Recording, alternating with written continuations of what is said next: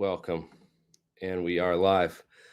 So this week in science news, we have a whole lot of stuff going on. So I want to play this video real quick that was a couple weeks ago. This was put out, and I just want to play this real quick, and then we're going to bring some people on to talk about it. This is coming from Dr. Sal Pais. You who do not believe in my advanced sci tech are missing a great deal when Just some context. This is Dave Rossi, Dave Zed of the Generation Z podcast there, and he's delivering a message from Sal Pais, Salvatore Pais. If you know who Sal Pais is, he's the U.S. Navy scientist there with behind those patents that were all over a couple news articles a few years back, and I contacted Sal Pais and I asked him if he indeed, and he said he trusts Dave Rossi and that he approved this message. This is officially confirmed from Sal Pais. So this is coming from Dr. Sal Pais. You who do not believe in my advanced sci tech are missing a great deal when it comes to the engineering of the Pais effect and the superforce. Just think, why would someone of my advanced doctoral pedigree waste his time for over 10 years if there was no value to these concepts? Once you understand that there is great value to these ideas, only then will you unlock the ninth gate to the kingdom of shadows, allegorically speaking, of course. For those naysayers out there, before you dismiss my ideas, do the math and perform the physics. Then and only then will you see that my physical mathematics, that is mathematics that is guided by the physics, not vice versa, makes sense. The fact that it is the superforce, which acting locally on the spatial temporal geometric structure generates energy density, hence creates ordinary matter, should give you cause for pause. Remember what that gent by the name of Bob Lazar said about the smoothness of the ET craft, as if it was grown out of space-time itself, 3D printed from the space-time fabric. Before you call me a charlatan and a crank, and call my new perspective on old physics pseudoscience, quantum mumbo jumbo, or physics word salad, please take the time to consider the conditional possibilities. Cognitio est potentia, nihil sine lux. Only via the Pais effect can the Schwinger limit be broken. Attosecond lasers, or attosecond lasers, will not do the job unless 10 to the 39 such modules of milliwatt titanium sapphire laser capability is used as a unified photonic field, the logistics of which is insane from an engineering perspective. Insane, he says in quotes.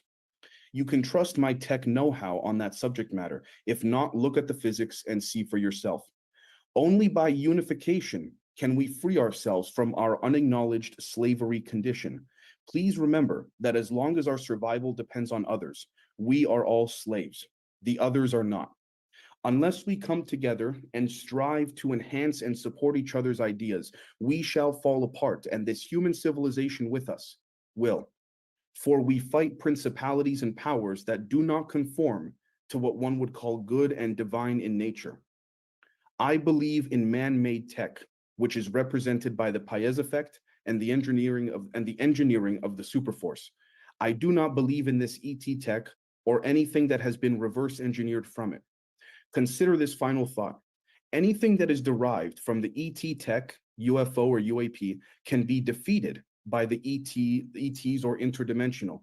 After all, it is their technology that they would act against in case of a war of the worlds. Think and think again. You shall realize that this is the truth. Tesla knew this.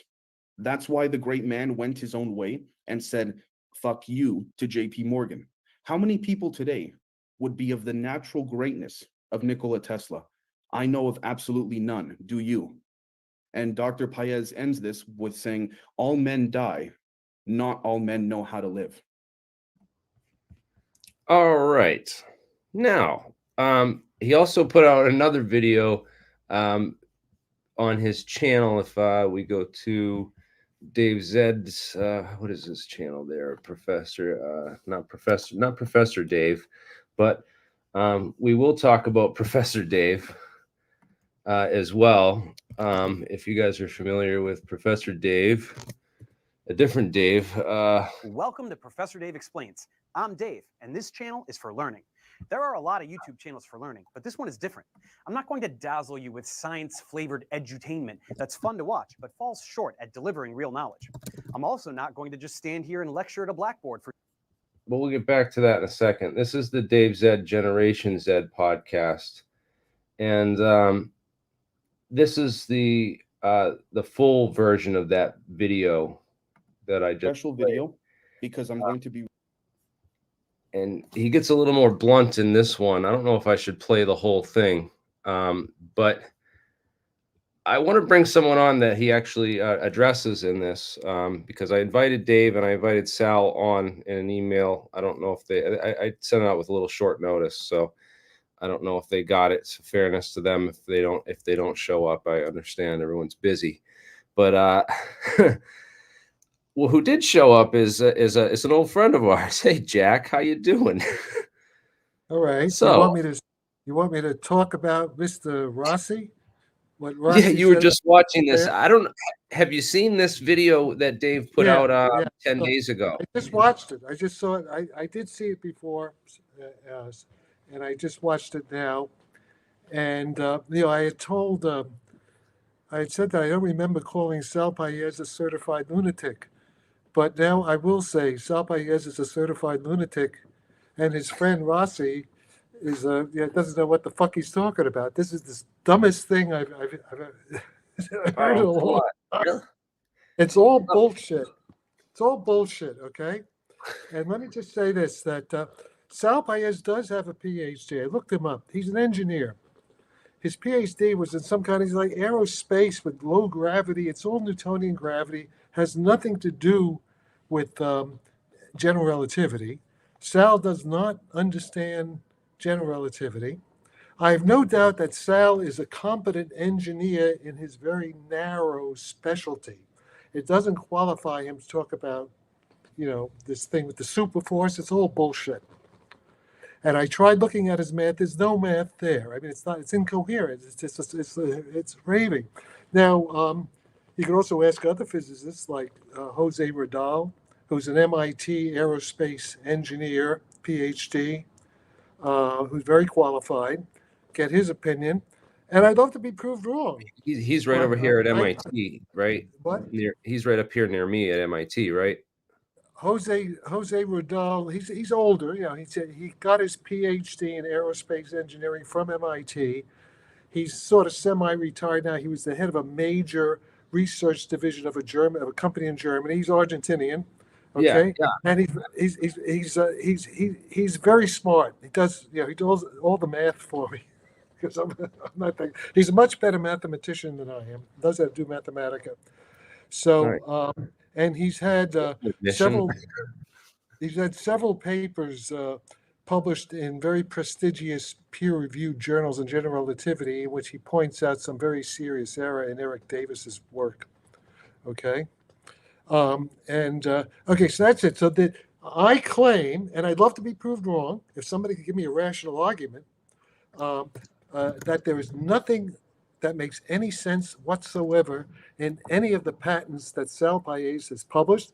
And what I say is it's a scandal, a disgrace that the Navy has gotten so stupid that they supported that work. But the big thing is that Pais is trying to use very high energy, high frequency. That's not how these UFOs fly. They hardly use energy at all. Everything's low frequency, low energy.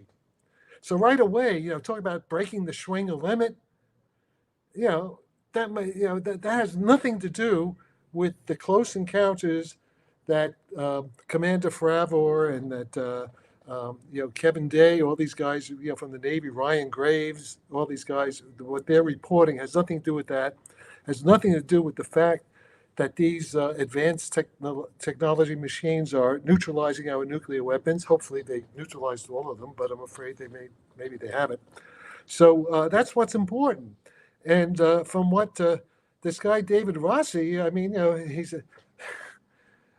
the ravings of a lunatic. It's like both of them.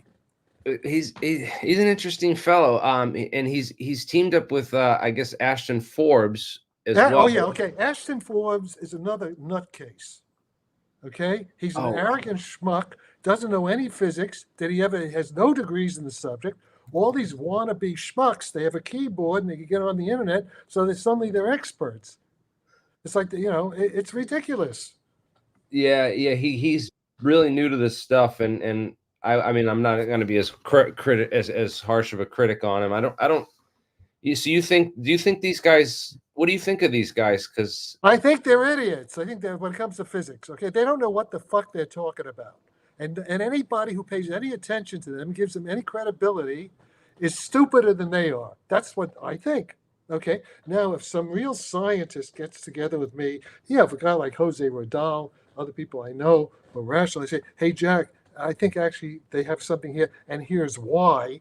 And you do it logically and show me step by step the mathematics and the ideas, then I'd say, okay, I'd apologize and say I'm wrong. But from everything I know at the moment, these guys, it's all worthless crap. Okay? There's nothing of value there. And by the way, I include Hal Puthoff's attempts at metric engineering. And let me just say this. I know Hal since for 50 years. I first met Hal Puthoff in 1973 at Stanford Research Institute. I support some of the work Hal does. I support his work that he did with Russell Togg and the CIA for the remote viewing, Uri Geller, Pat Price, all those things. I was actually involved in some of that. I support that work. I also support Hal Puthoff's. Let me finish. I also support Hal Puthoff's paper that he wrote on the ultra-terrestrials. Like, he summarized the possibilities. That's all. No objection. I agree with everything he says there. But again, I have to tell you, Hal has a PhD, yes, from Stanford University, but it's in experimental laser physics. And Hal is very good in certain things. I would never tell Hal, I would never second guess Hal in what what he knows, experiments in the laboratory. He has this new thing, Bohm-Aharonov effect for communication. I don't know. I haven't seen the details, but that may work. I'm not objecting to that. But everything where he tried to do gravity physics and his 0-point energy polarized vacuum theory, it's wrong. In many ways, it's wrong. And if you look on Wikipedia, even the Wikipedia page says it's wrong. It gives several reasons why it's wrong. So that's where I'm at. Also, the James Woodward, the Mac thruster thing, it's all bullshit. It's all wrong. But at least Woodward's thing was proper falsifiable. But the point is, Woodward, he's an old guy. He's on his deathbed. So, he's a sweet guy, nice guy. He's like Don Quixote, and he has various Sancho Panza. Well, that the Estes Park conference, which he headed, which he used to head the STAFE conference, and that's like these guys started what APEC is now today. Yeah, no, I understand that. And listen, he's a Don Quixote. Yeah, like tilting at windmills. Okay, he's chasing windmills. He doesn't understand basic. By the way, and also, I worked for a while with one of his this guy Keith Wanza, who's on the same faculty. And actually, James has I think a bachelor's in physics, but his PhD is in the history of physics, and he's made some very elementary mistakes. And I'm surprised that people work there. He violates Einstein's equation equals mc squared. He doesn't know the difference between the mass and the gravitational field, that the weight of an object is W equals mg. So he wants to lower m when the point is you want to keep m fixed and lower g. That's what warp drive is controlling g with small amounts of energy. So, and the point is this: if Jim were to do what he says, if he were to lower the mass, he'd blow up half of California. Do you realize, with the atomic bomb, the fat boy atomic bomb in Hiroshima, you know how much mass was converted to energy there? Boy. A paperclip, less than a gram. About 7/10 of a gram was equivalent to 10,000 tons explosion of TNT. So imagine he wants to take 10 kilograms. Yeah, just imagine if the guys who made the bombs were as bad at math as that, right? Yeah, I mean, it's so stupid. I mean, I don't understand. Okay, the only way I could say, by the way, the only way I could say this now, what I think is really going on, is that I'm half joking, but I'm sort of maybe serious. You know about slide 9? You know slide 9? Louis Elizondo's slide 9? The thing where they talk about how with psychotronic weaponry, you can infiltrate people's minds, take sort of possession. It's almost like witchcraft, okay? So I think something has happened. There's something going on because so many people are so incompetent, so stupid, not only in physics, I'm talking about in politics, that it's as if they're possessed. And I understand the physics of the psychotronic physics of it, how you can actually manipulate people's minds at a distance. There's all the stuff that actually Hal Puthoff and Vostok, remote viewing, all that stuff. Okay? Sidney Gottlieb and the MK Ultra with the Yes. Montauk chair and all that Okay. stuff. Now let me tell you something about Sidney Gottlieb. I'm not sure. The girl I was in love with in Midwood High School was Ellie Gottlieb, and I think Sidney Gottlieb in Midwood. I think Sidney Gottlieb was her uncle or something like that. Okay, and because I was involved with all these people, I was involved with MK Ultra, all that shit. Okay, so I this know. is very. Why we have you on here? Yeah. So all right, so there we are. So what I'm saying is that you cannot trust anything you hear about the science behind the UFOs from all the guys who are controlling the narrative. I mean, Bob Lazar, George Knapp, Jeremy Corbell, even what's his name, Coulthart. What's his name? The Australian guy, Ross. Ross Coulthart. Yeah. Yeah, Ross. Okay, Ross. He's a good guy. You know, it's just weird to me about the whole thing. They've always been nice enough guys to me. Sal Pais has always been super nice to me. Ashton's always been super nice. And I've just been super skeptical, trying to get all the sides of the story, and I've just seen this thing. Listen. The point is this: you have to have respect. Okay, what degrees in physics do they have? Okay. Oh, Ashton has none. As far as I right. know, Ashton has nothing. He's just a fake. Right, and Rossi's self-taught as well. So I think so. These guys, it's like, would you want to go fly in an airplane, a 747, from a guy who just gets out because he thinks he can do it and never had the training? It's the same thing. Yeah. No, but what's so crazy, Jack, is that like I'm out here putting a lot of the science stuff out, and I get a fifth of the views he gets when he does a video trying to talk about the same thing and gets who are you talking about, Ashton? Like Ashton, and if I see him streaming live, sometimes I'll jump on and help like direct him to a lot of the physics. Okay, well that's the problem. The problem is that most people in the world are very stupid, and that's why we're going to hell, and we almost had a nuclear war. Well, it's idiocracy. It's idiocracy in real it's idiocracy. It's partly deliberate. See, it's partly because with the world wars, World War I, at least in Europe and England and Germany and everything, the best and the brightest were killed in the trenches. So that's why when I go to Europe right now, I mean, these guys in control, they're lovely people, they're very charming people, but they don't know, they're like stupid. I can't believe how stupid they are. Do you think there's a hidden hand that pushes this stuff, or is it just that stupid stuff is just more identifiable? I don't know. 50-50. Because most people are. Yeah, it's hard for me to say because I say like, wow, like these guys are getting a lot of numbers and they're talking about a lot of the concepts that I've already been down these rabbit holes for 20 years. And I see Ashton out here pretending like he's an expert on all this stuff, and I have to constantly like show. Well, we don't know who's really behind Ashton. It could be, it could be a disinformation operation. I'd like to get Ashton on. I keep trying to get him. I want to get him back on. I'd just be rude to him because he's so stupid. I know. I try to keep it civil because you know what? Hey, everyone's working on their own things, and I just try to offer a platform for disclosure for everybody. Because if these guys have a free energy machine, I told them bring it to MIT with me and let's show it off and prove it to the world. Okay, we had this guy Joe Firmage back 20 years ago. Yes. Yeah, okay. Gave us several $1 million, Creon Levitt people, Larry Lemke, Networks, Gary Noah. And we checked out a lot of these things. It was all bullshit. Nothing worked. Nothing worked as advertised because mainly the people, a lot of crackpots out there. There are a lot of Sal Paez's and people like that. And so it's just nonsense.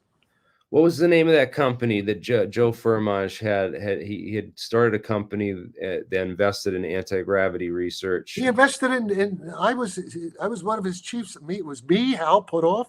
We helped him create. It was called Internet ISSO. The problem was he didn't listen. Even Hal. I mean, Hal gave him good advice. He didn't listen to Hal. He went ahead and did. I won't go into all the personal details. He had some character issues, some mental issues, which also. But basically what happened is that it lasted about 2 years. He ran for president. I saw his campaign. Yeah, no, and then he got involved with Brandon Fugel, Yeah. with the politics of the Mormons. He comes from the royal family, the Mormons. He's related to Joseph Smith and all that. And in any case, I don't want to. There's no point getting into it. Joe meant well, but he didn't realize his own limitations. Okay, and that's the problem with most of these guys. A lot of them mean well. Yeah, but they don't realize what they don't realize when they don't know. They're not well educated in many. So back to this whole idea of this Pais effect, and if this thing could work out. Oh no, it doesn't work. It doesn't work. That's not the Pais effect. That's something that don't. No, let's talk about some of these other. We're getting into some of this other stuff, and I wanted to talk about some of these new papers because. Yeah, that's all valid stuff. But so what? Oh, also, good physics. Hey, we were talking about using Ligo. I think I asked you this question. I know that's good. That's decent. Remember this? I asked you about this on a stream, and you told me you could use Ligo to detect gravity waves, and now they're doing it. Well, yeah, okay, of course. So what? No, I mean not gravity waves. To detect UFOs. And now they're looking. Now they actually wrote a thing on it about using LIGO to detect warp drive UFOs. Oh, you mean you talk about this paper? I don't think they've actually done it. They're just proposing something there. They're proposing it, yeah. Yeah, but I hope I don't know if they got the idea from us, but no. Listen, it's just a proposal, and I don't think it's being. I don't think Kip Thorne, any of those guys, are interested in UFOs. Unfortunately, I don't think, and I don't think LIGO is not the best way to do it anyway. There are much better, easy ways to do it. How would we? LIGO. Avi Loeb's talking about building detectors for UFOs. Yeah. Okay, Avi. Okay, the Avi Loeb is another one. Okay, first I got to be careful. Okay, Avi Loeb, he's not in the same category as Sal Pais or James Woodward. Avi Loeb, after all, he is the head of the Smithsonian thing at Harvard. Although Harvard has gone downhill in many ways because of their woke policies. But Avi Loeb, Israeli guy. Allegedly, he's partly a Mossad, has something to do with the Mossad, but so did Uri Geller. He's a farm boy, Israeli farm boy. And what he is, he's a smart guy, no question about it. He's an instrument man. Okay, he knows about instruments, and I'm sure he's very good about instruments. He doesn't understand shit, really, about general relativity, and neither does that guy, Sean Kirkpatrick, was it, who he worked with. They published this stupid paper. And actually, the paper was good in a way because what the paper does, it shows that you actually need warp drive, the conventional propulsion. But they never even meant, the whole emphasis, the whole spin of the paper. It's clear to me that Avi Loeb, whether by intention or whether he's just a useful idiot of other people behind him, that he's just being used to obfuscate what's really going on. Because the physics explanation of what's really going on is straightforward, it's mainstream, it's applied general relativity and some quantum mechanics. It's elementary physics. Explains everything. Do you think it's like Operation Mockingbird, Manhattan Project style diversion? I don't know. The thing is this: here's the thing. My experience is that most of the people I know in control, high level, they are really stupid. I mean, by the way, I'm not the only one saying this. What's his name? The guy. The guy from Fox News, from Fox. Tucker Carlson. Tucker Carlson. He grew up, and I know his father. His father was involved in a think tank. I know people. His father was CIA, correct? Yeah, CIA and Richard Carlson. Volume's really loud. Yeah. Yeah. And the point is that Tucker grew up, all these people in Washington, right at the center of things, and he knows how stupid they are, how clueless they are. It's not just Kamala Harris who's stupid. They're also, it's not only Anthony Blinken and all these neocons. They're crazy. They're stupid and they're crazy. and they're dangerous. You know, they're going to get us all killed. They almost got us all killed 2 weeks ago. Yeah. We almost had a nuclear war. Right. We're Well, very close to Jack, nuclear I war. was wondering your perspective of what like Iran did to Israel. Like, what's your geopolitical I take don't on know. that? I don't know right now, too, because they're covering But up. I don't want to bring that up. I wanted to keep it on the Let's science. let's stay on These on, guys. Fair enough. on this. So Let's stay on this. it looks like Ashton Forbes, Dave Rossi, and Sal Pais are all kind of teamed up together. Yeah, there's some group of idiots. Okay, they're a bunch of schmucks, and anybody who listens to them is just a stupid. It's stupid. They're not serious. As they used to say in the KGB, they are not serious people. And then this I know. got 804 views, and it starts off with Bob Grenier talking about these All right. videos. It's great science. He mentions my Who's the- name, but they don't really talk about my work or anything about me. Dr. Robert Grenier from the Martin Fleischmann Memorial Project. Yeah, and the video is just a short. He's talked about some of the work and this, but it's a short clip, and he just goes into like the video and why he thinks the video is legit and gives some Video his of what? What are you talking? I know what you're talking about. Of What are the you talking- orbs around He's talking the about the orbs in MH370. this Oh, the video orbs. stuff, The orbs. and Yeah, the orbs are real. So I don't know your about take is the orbs are real, Jack? Yes. Orbs. I don't know about this particular video. I happen to know a lot about the orbs. Well, let's Nothing to do with hear it. about orbs and the because I've talked to a lot of different experts. I talked to TD Barnes of Area 51, and he seems to think it's ECCM, like plasma balls. Yeah, Like okay, you want my take on the orbs? and I want Yeah, your well, I take. don't care what other people have told you. I just know what I know. Okay, I don't care. All right. Let's not waste time with other people. I don't know who they are. And this is Why not not? the orbs in the MH370 videos. No, I'm that- not talking about those orbs. I don't know. I'm not saying. All right, I'm going to get that anything off the about that. screen. Yeah, just get it. I'm talking about Bledsoe. The Bledsoe guy. You know about him? Yeah. Bledsoe. I'm Also, my talking friend about. Jay says he tried the CE5 meditation from Stephen Greer and summoned an orange Okay, orb. Greer. I don't trust Greer. I'm not saying. Okay, Greer's a. Yeah, but a friend of mine said he's But just summoned the an orange plasma orb orbs twice. in general, right? They're plasma. All right, if I can say it, if you guys just shut up and let me Okay. talk, okay? Because none of you guys know what you're talking about, okay? Yeah, we're a bunch of schmuck. Okay, the orbs, there is a species of non-human intelligence that are sentient plasma orbs. Okay, and the physics of this is fairly well understood. There's this guy Ken Shoulders, by the way. There was a letter by Richard Feynman that a friend of mine, this guy Daria, found. And I actually worked with Ken Shoulders. Right, Ken Shoulders was part of our group with Firmage at ISSO. Ken Shoulders was a serious guy, and so the orbs. There are several kinds of extraterrestrials, or what NHIs. They're not non-human sentient intelligences, and the orbs is one of them. There are also grays. The grays, I can tell you that the grays are real. I have seen smoking gun evidence of the little, the guys with the big eyes.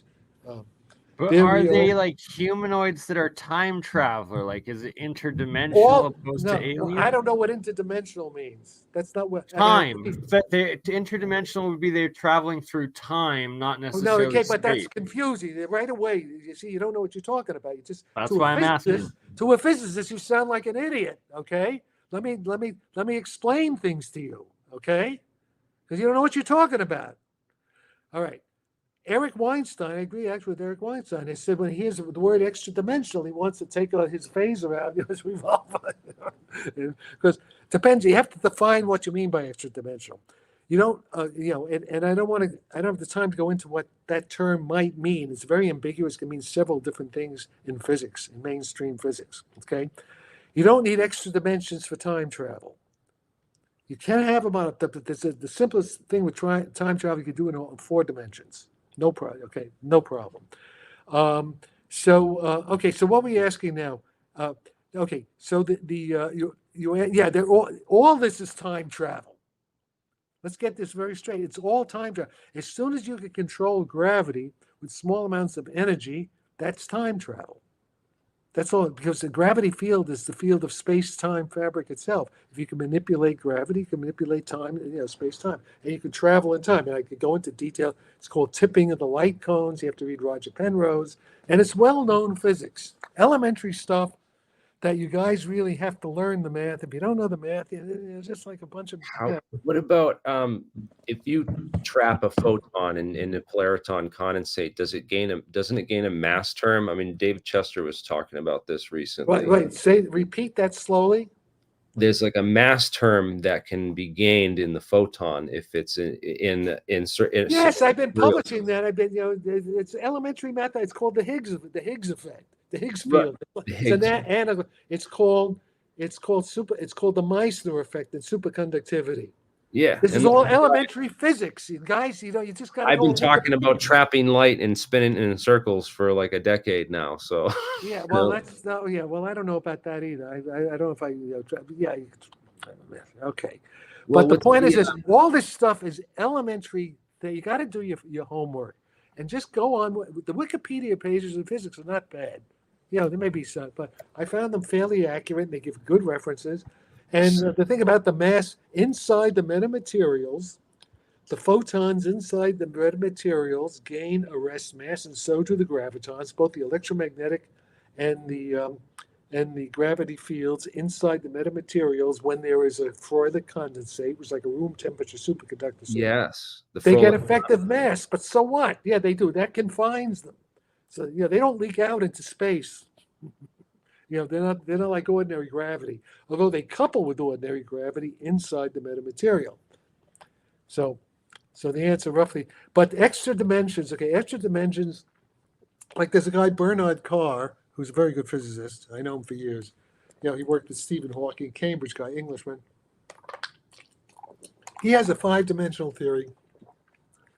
Okay, and that's there was a Kaluza-Klein.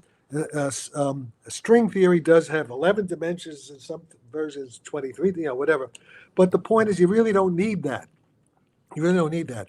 In what's called ordinary gauge theory of the standard model, they have extra dimensions, but they are internal symmetry dimensions. It's called fiber bundle mathematics.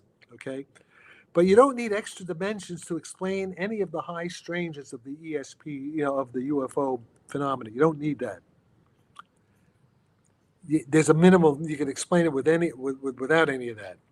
So anybody, if you hear like Louis Elizondo's an idiot, okay, he means well, but he doesn't know physics. I think he did have some training in biological warfare. How does he mean well though? Wasn't his job the counterintelligence agency? Well, I don't know. Like, come on, give us a straight answer on that. Well, when I say means well, okay, let me qualify that. You have a point. Right? What I mean is the core narrative, which is we're being observed. Okay, NHI, we're in contact with this non-human intelligence, higher intelligence. I say they're time travelers. Okay, all that is true. The explanations of it, how to understand it, none of these guys understand. And the reason I'm suspicious of guys like Louis Elizondo is that he had the opportunity to learn the real physics from me, Jose Rodal, other real, even Travis Taylor to some extent, even though they kind of worked out.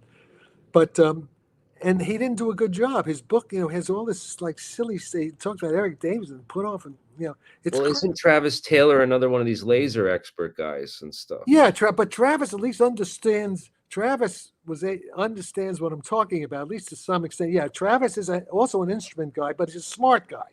Okay, he's a smart guy, and Travis did summarize my theory in a one-line tweet.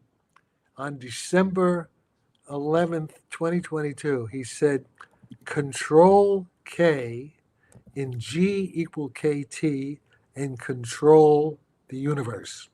And that is a beautiful bumper sticker explaining everything I've been talking about since 2011 when I first announced this simple explanation of UFOs in terms of warp drive, in terms of Einstein's general relativity. G equal KT is basically Einstein's gravity field equation. K is the coupling between matter and gravity, And if you could increase that coupling constant, everybody thinks it's weak, that it's small. But obviously what the UFOs are showing us is that there is a technology that's able to increase that coupling, and then you can manipulate gravity with very small amounts of energy. This is something Sal Pais with his superforce doesn't understand that. Right. We don't have to break the Schwinger This is limit. more along the lines of what John no, sorry. What are you presented babbling at the here? last You're babbling like a Sorry. like a retard. What Canadian are you talking- stoner. I forgot the name right as I was trying to say it. It'll come back to me. My All right, apologies. listen, don't tell me about what other schmucks say. Only I'm the big schmuck here, okay? I'm only interested in what I say because I know what I'm talking about. I was trying to bring up microgravity. Everything is precise. I could show you the math. I want to ask you another question, Jack, while I have your attention, your time. And John Brandenburg. Sorry, John Brandenburg. I was trying to bring up John Brandenburg and the three different anti-gravity experiments he presented in APEC last time. Yeah, I don't know about it. I don't know about his experiments. Okay. If it works, that'll be great. Right. One good test is worth 1,000 expert opinions. Yeah. And I haven't spent time on John's experiments. Yeah, that's all we need is if you got it. That's why we do the experiments and we try to build the stuff. Okay, but I think you're not at a point, and anything you try to build now is not going to work if you don't have the theoretical understanding of what you're looking for. So you don't know what to try to measure unless you have an understanding of the theory, and you have to go back and forth. But you just can't go into a lab like monkeys on a typewriter. If you're lucky, well, maybe you'll get somewhere. But so this is interesting. I don't know if you've seen this yet. This group came out. They have a website called appliedphysics.org. I don't think it's not related to the journal at all. But it says that they're this is it's okay, but they're toy models, and this ask it's mostly vapor. It's mostly bullshit. It's not totally bullshit. But is that Bobrick? Who are the people? I don't know who's behind it. It almost looks like it says. Just look. They'll give their names. Well, I think it's Lentz. Is it Lentz? Our team. Okay, it's Gianni. Oh yeah, Bobrick. Yeah. Now these guys know something. They know something, but they don't have the basic idea. They haven't solved the energy problem. Oh yeah, Alexei Bobrick. I think I've heard of him. Yeah, right. But these guys are all standard physicists, but they don't have it. Their models are okay, but their models can't explain what we're seeing. They can't explain the phenomena. But who's funding this is what I'm interested in. It's like go slower. Okay, huh? A lot of people there. Somebody's funding it. They have offices in Sweden and then Madison Avenue in New York. Yeah. Okay. Good. Listen, I wish them all the luck. That's good. But these guys. Okay, these guys are not of the same caliber as Pais and Woodward and Puthoff. These guys are above that. Okay? Yes. They're above that. I don't think they have. They're stuck. They're not above you, right? They don't have the idea of increasing the coupling constant between. Their math is correct, but you have to understand. There's a coupling constant that couples, say, the electromagnetic field to the gravity field. If you want to use the electromagnetic field to generate a gravity field, that coupling constant is very weak. In fact, it's the inverse of what Sal Pais calls the superforce. It's the reciprocal of the superforce, and it turns out it's 10 to the minus 43 reciprocal newtons of force. That's the coupling. That's the coupling that Einstein used in 1915 when he, in order to show how his general theory of relativity reduced to Newtonian gravity, and with bending of light, all that stuff. So it was a purely empirical thing. And for very stupid reasons, everybody in physics, almost everybody in physics today, thinks that that's a fixed constant. You can't do anything to change it. And in that case, it's in warp drive. I'd say if that constant, the inverse, I'll use Pais' thing, the inverse of the superforce, if that is fixed at 10 to the minus 43 reciprocal newtons, that would mean that UFOs could not exist. So since we know the UFOs are flying around, Commander Forever tells us the Tic Tacs, all that stuff, and a lot of other, evidence for it. So we know that assumption is wrong. And once you realize that basic belief, it's like believing in the Immaculate Conception. It's a religious belief. Physics is based on evidence. The evidence is that that's not true. And as soon as you realize that's not true, everything falls into place and we understand it. Now, then the question is, how do you manipulate that coupling constant? And that's Manhattan Project 2.0. So I don't see anything. I'll have to look at that. Send me that link again. But have there been a Manhattan 2.0 in the last 2-3 generations? Or have there been several? There haven't been any. This has been bullshit. There was one thing they tried. I know these guys. When I was at Cornell in the late 50s, it was Ed Witten's father, Lewis Witten, and Bryce DeWitt, and Wheeler. And I personally knew. I didn't know Louis Witten, but I did know Bryce DeWitt. I worked with John Wheeler. I know some, and they tried to figure it out, but I think they failed. They definitely failed because I would have heard, I knew Feynman and, I would have heard Wheeler.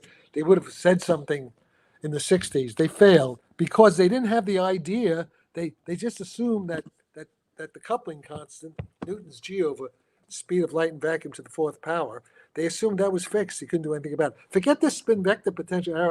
That's noise in my signal right now. That's irrelevant. Okay. Yeah, irrelevant. It's you're going off like a chicken without a head. You're just like randomly showing shit. No, I'm trying to find the right slide. I'm sorry. I'm trying to find it. All right. I'll take it down. I mean, that's good physics. Don't get me wrong. Yeah, that's interesting physics, but it's not directly related to what we're talking about. Where you have a paper I could look up for that? I mean, I know you have. I got a million things. All the PowerPoints, the things, the forensic. It's all over the place. Well, in response to this question, the missing trillions, that just could be good old straight corruption, right? It doesn't necessarily mean let's not confuse. That's a separate issue. Yeah. Now, it could be so. What David Grush and other people like that have indicated that these guys may have stolen trillions of dollars from the taxpayer, with these black projects. And they were so incompetent. So that's maybe why they're afraid, because if it comes out, they're afraid we're all going to jail for fraud. CIA's Ronald Pandolfi, he's basically said that he calls them crooks and loons, defrauding the government. So I don't know if the details. We'll see. But that's part of the problem. Definitely part of the problem, and part of the problem why the Yemenis in Iran have hypersonics and we aren't fielding them right now. All right, but that's a separate. He doesn't want to get into politics. I mean, I'm willing to get into politics. My apologies. My apologies. But just let's stay on. Okay, is there anything? I think we've covered. I want to talk about this. We briefly touched on it, and I want to go back to it because I want back to what? This is a legit paper, though, because I saw Ashton had posted this paper of Richard Feynman talking. I posted it. I posted it about 2 hours ago. You posted, so that's legit. That came from you. Yeah, he copied me. He monitors my website. I put it up there about 2 hours. Well, at least he's trying to. Well, I don't know. Maybe the guy sent it. Me got it from him. I don't know. Well, yeah, I mean that was pretty wild. But the point is, he's talking. Feynman is talking about Ken Shoulders. I worked with Ken Shoulders on that problem. There's a paper between me and Ken Shoulders on this very problem. Is that how Feynman came around to this? Because he originally no Feynman. This paper was written in Feynman's letters like 1986. I didn't work with Ken Shoulders until 1999. So this was before. But Ken Shoulders was a big shot. Ken Shoulders was like, who's the guy? The father of EVOs. Now, just listen. Ken Shoulders told me that he worked for the CIA, part of his thing. He was the guy who made all these little gadgets, like in the James Bond novel. Who's that guy who makes, the pen, the exploding pen, stuff like that? For the Q, right? Was it Q? Yeah, I forget who, but he's that kind of guy. He's a legitimate guy. And Feynman, from the letter, Feynman apologized. That's amazing. Feynman apologized to Ken because when Ken first came in and talked about the physics of the orbs, this is the physics of the plasma orb I'm talking about, okay? And how could you get a bunch of electrons to not blow apart. If they rotate, you have a magnetic field, And Feynman finally realized that what Ken was talking about, that there was an elementary explanation for how these things can hold together. Even classically speaking, there are other ways they're holding together. I think it would have to do with quantum mechanics, but right now. So this is what Feynman's talking about with Ken Shoulders. That's the classical part of the physics behind the sentient orbs that a lot of these experiences are talking about. Uri Geller says he got his powers from an orb. Joe Firmage, all kinds of people, Dan Smith. I mean, a lot of people talking about the orbs, and it goes back to the Middle Ages, even back in history. Well, like ball lightning style orbs, correct? Yeah, but it's not ball lightning. It's plasma, and it's consciously plasma, directed, and they.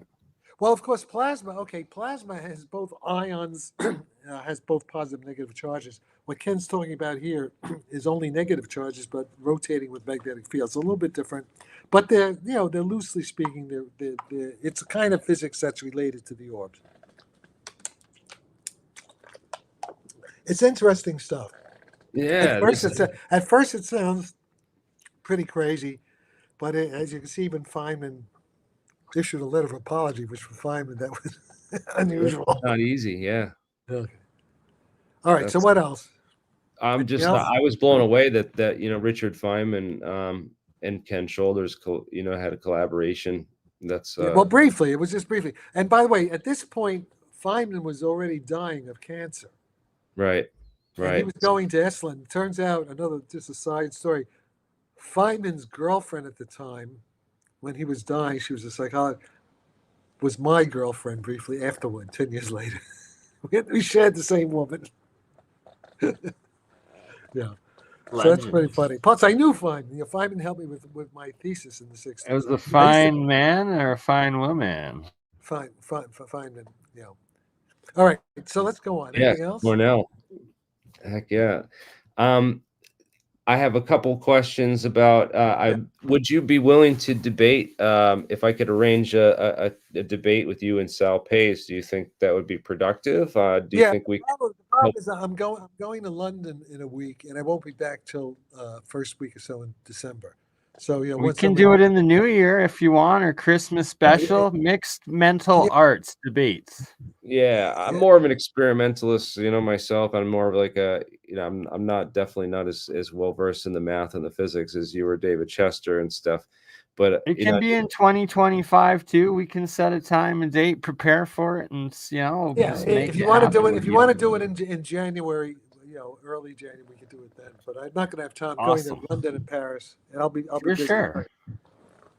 For sure, I appreciate your input and what you said about that. What's your thoughts on Eric Weinstein? And okay, we talked about Eric. Okay, Eric is an arrogant asshole, but so am I. Eric's a very smart guy. He's a smart guy I guess he's from New York. I don't know. No, he's from LA. Smart Jewish guy. And I don't know about his geometric unity claims. I think that guy, Tony, the Chinese guy, is probably correct that Eric's theory will turn out to be ill-formed or whatever. But so what?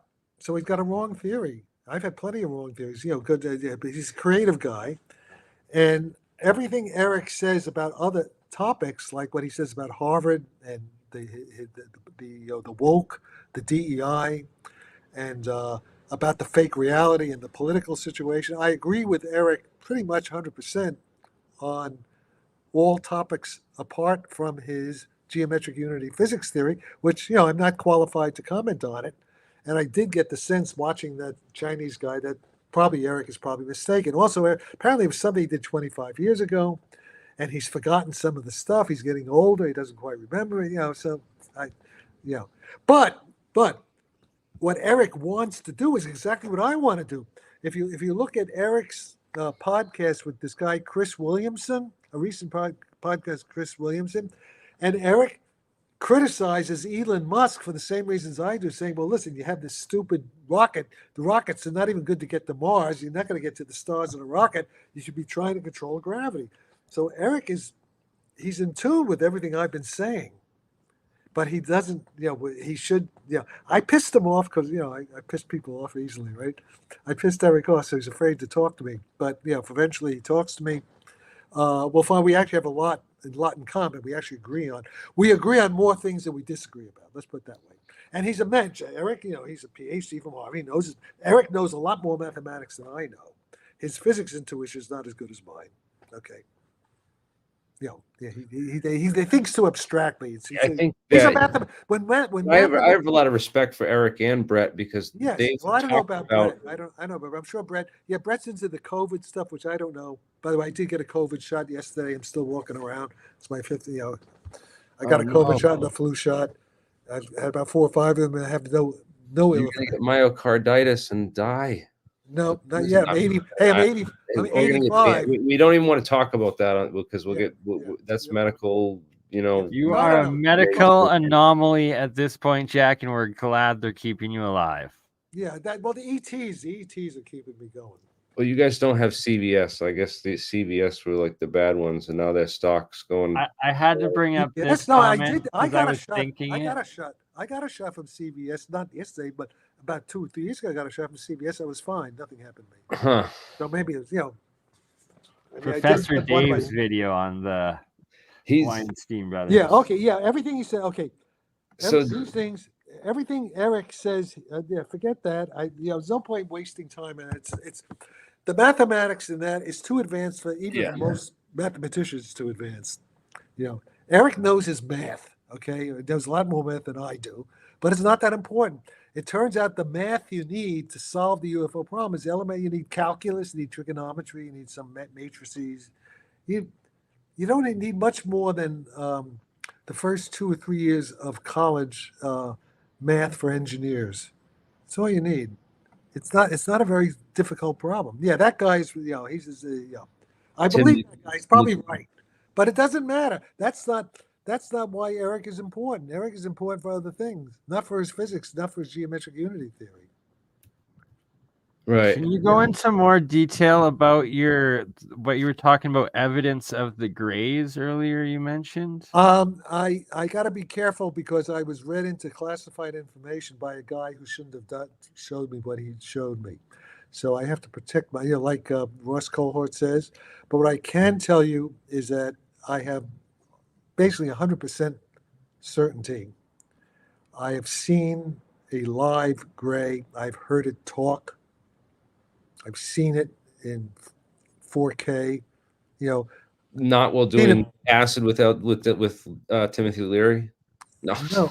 Forget Timothy. There's dead long time. Don't joke about this. This is I'm giving you real information. I'm sorry. And sources sort of thing. Real information. This is important information. This changes everybody's conception of reality. Okay, I can tell you that the grays are real.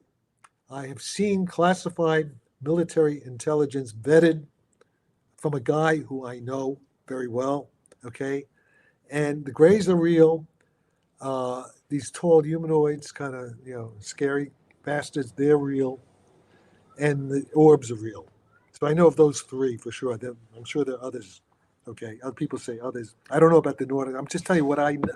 I'm just saying what I have seen. At least 3. You're verifying. Yes, so verifying 3 from.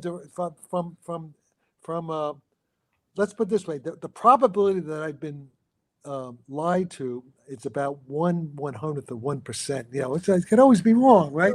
I can always be, but I have very high confidence, Bayesian statistical confidence, that what I'm telling is the truth and it's real. Okay. I also know that the U.S. Navy had at least one intact retrieved craft, and I know how they fly it. They fly it, but they don't understand how it works. They fly it because all these craft are alive. Igor, it's alive. Conscious. These are conscious artificial intelligence. Okay. Are they type 3 cybernetics?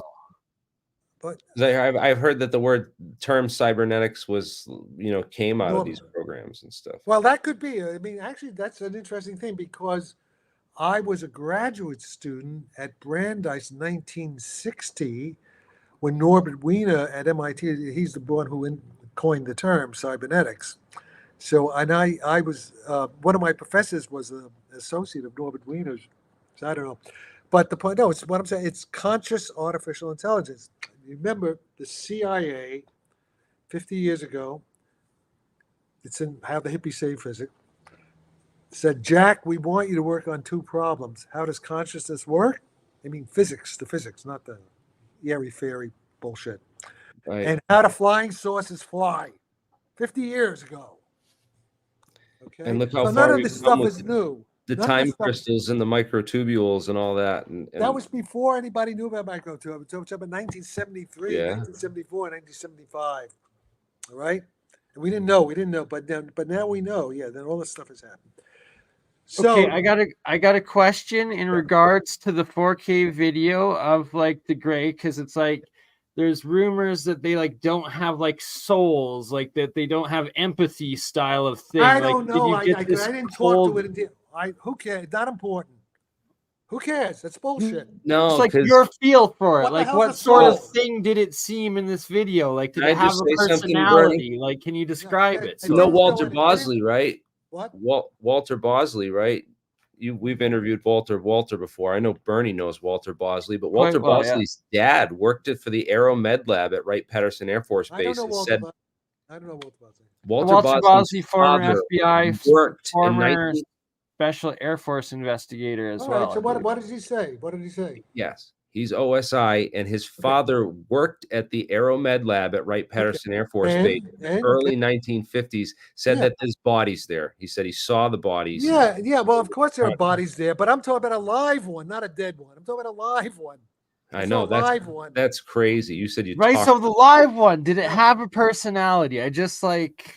That's a stupid question. What are you asking me if it had a? I don't know. I don't know. Like, if you ask me, because you're talking about AI, right? You're talking about artificial intelligence and like these alien things. It's like, do they have personalities? Are they AI? Like, what the F are they? Look, hey, schmuck, listen to me. You go. I've said that. You go. I've said it many times. You go look at section 7 of that paper by Pavel Pilkin. I keep posting it all the time. You read that fucking paper and you learn something first before you ask a stupid question. Okay. It's this elementary shit. That. It's a solved problem. You guys are like, it's like on Planet of the Apes. I found this before. What is this? Pavel Pilkin. I gotta find this and link to it. I mean, I post it all the time. Just go on my web on x.com. Yeah, I'm gonna go on Twitter right now and find it. Yeah. Jack Sarfatti on Twitter. Ladies and gentlemen, the one and only, the legend himself, Jack Sarfatti, joining us. You know, it's like you guys are like recruits at a Marine boot camp, and I'm the drill sergeant. Okay. Yes, you are, sir. Because if you don't listen to me, you know what? If you don't listen to me, okay, if you join the Marines, right? The drill sergeant abuses sort of verbal, does all this abuse, but that's designed so that you don't get killed on the fucking battlefield. You got to get trained, you know. In this case, you're not going to get physically killed, but you're going to be fooled by a bunch of idiots like Sal Pais and all these dumb schmucks leading up the garden path and just wasting your whole careers on bullshit. It's a battlefield. I mean, January, mixed mental arts, you and Sal. 2025. No, listen, Sal was very polite, and then Sal got very. Oh, so what happened was, you know, there's this guy Jose Rodal. I told you about the, you know, very distinguished man, and Jose sent him a question. I think, you know, just polite, very polite, and about his theory, you know, saying in a polite way. You know, I don't. But I think Sal came on him like a Sicilian mafia guy and threatened his life. Basically, and the same. If you see what he wrote to me, he says, you know, he's basically his Italian temper came out.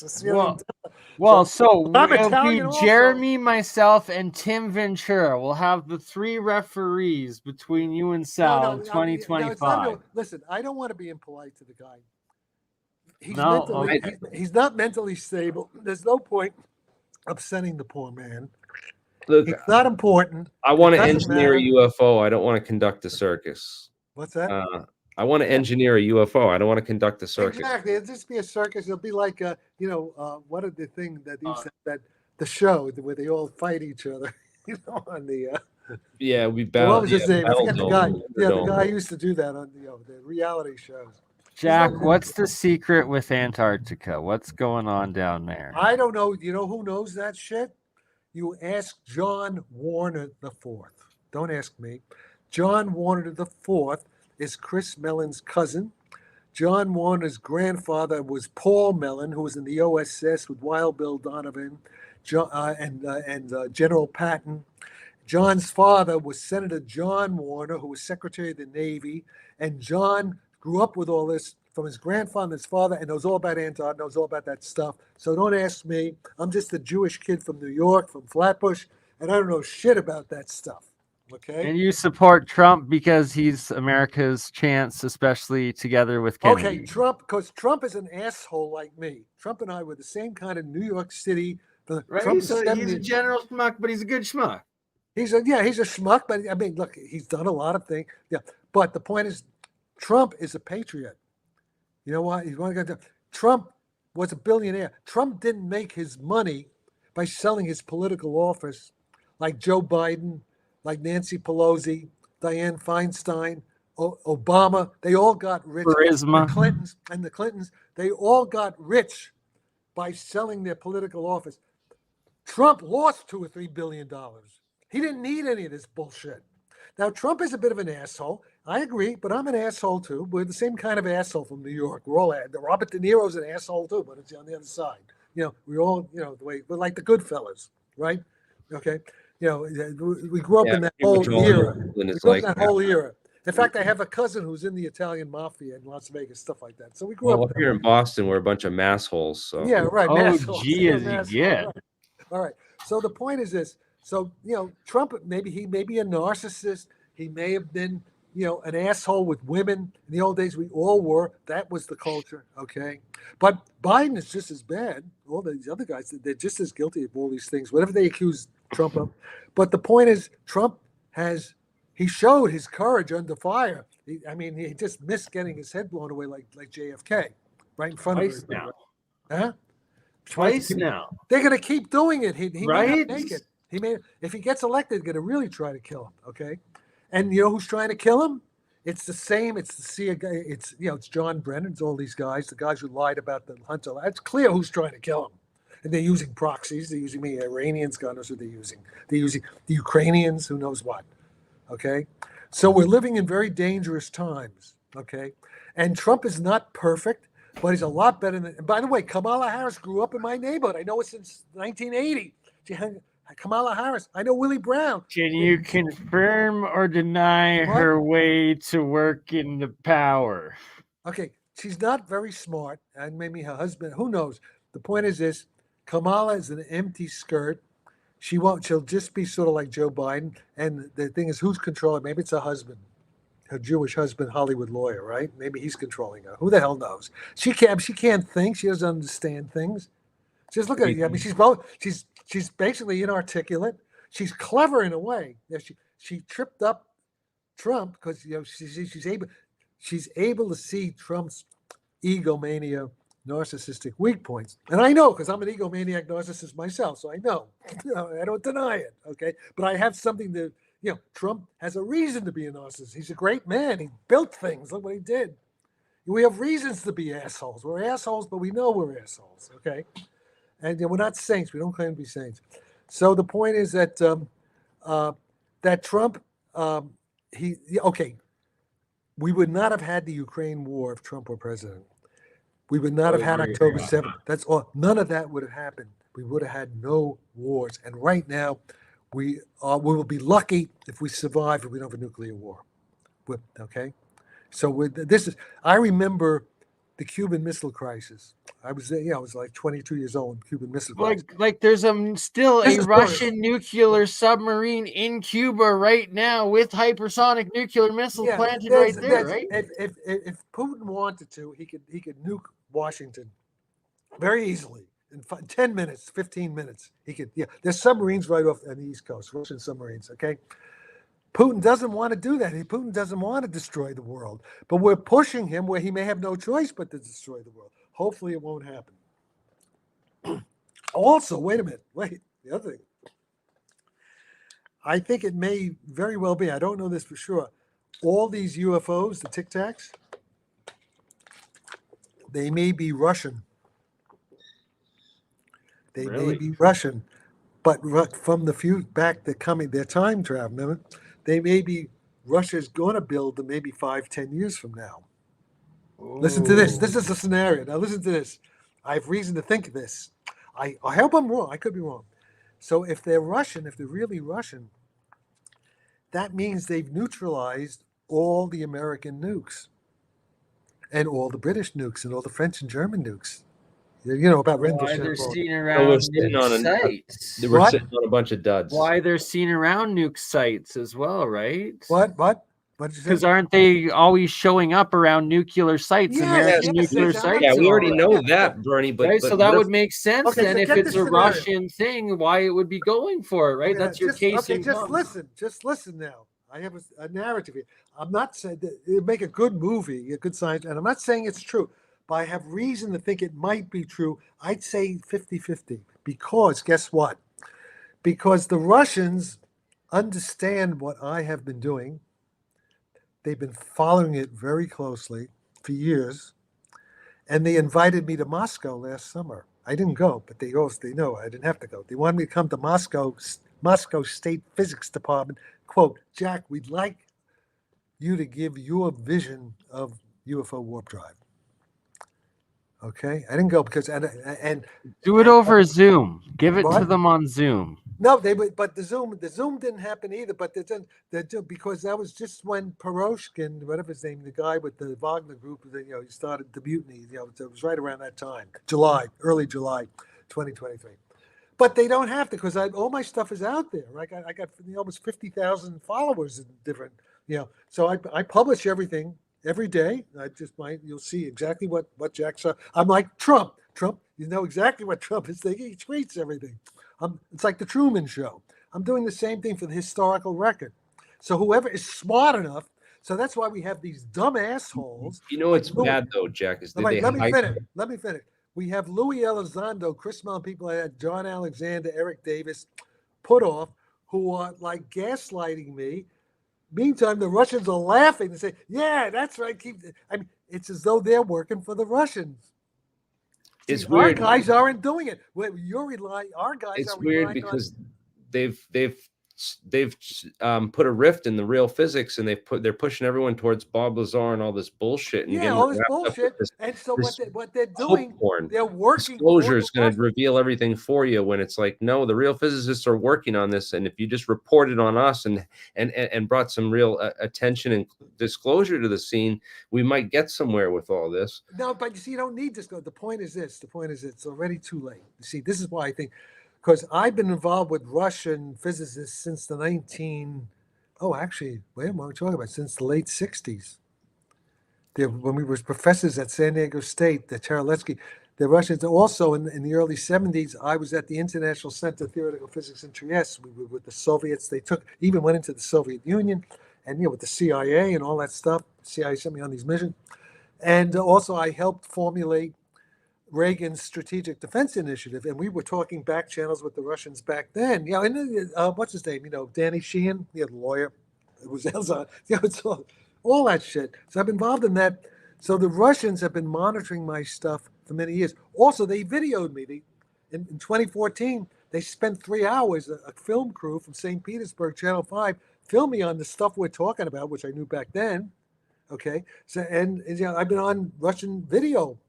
And I was told, this is important intelligence, I was told by the Russian guy interviewing me that Vladimir Putin was very interested in this stuff. Personally took an interest. I was told Vladimir Putin took a personal interest. So that's why I have some reason to think that all these things that are attacking the U.S. Navy bases and neutralize, I think they are. My guess is, and I could be wrong, I say at least 50-50. My guess is they are Russian, Chinese, Iranian. Oh, yes, and the Iranians have been in touch with me from Tehran. They're very good physicists.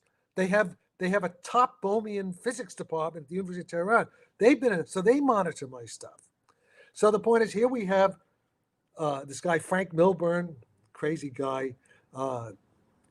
Chris Mellon, John Alexander, Eric Davis, bad-mouthing Jack Sarfatti. Don't listen to Jack Sarfatti.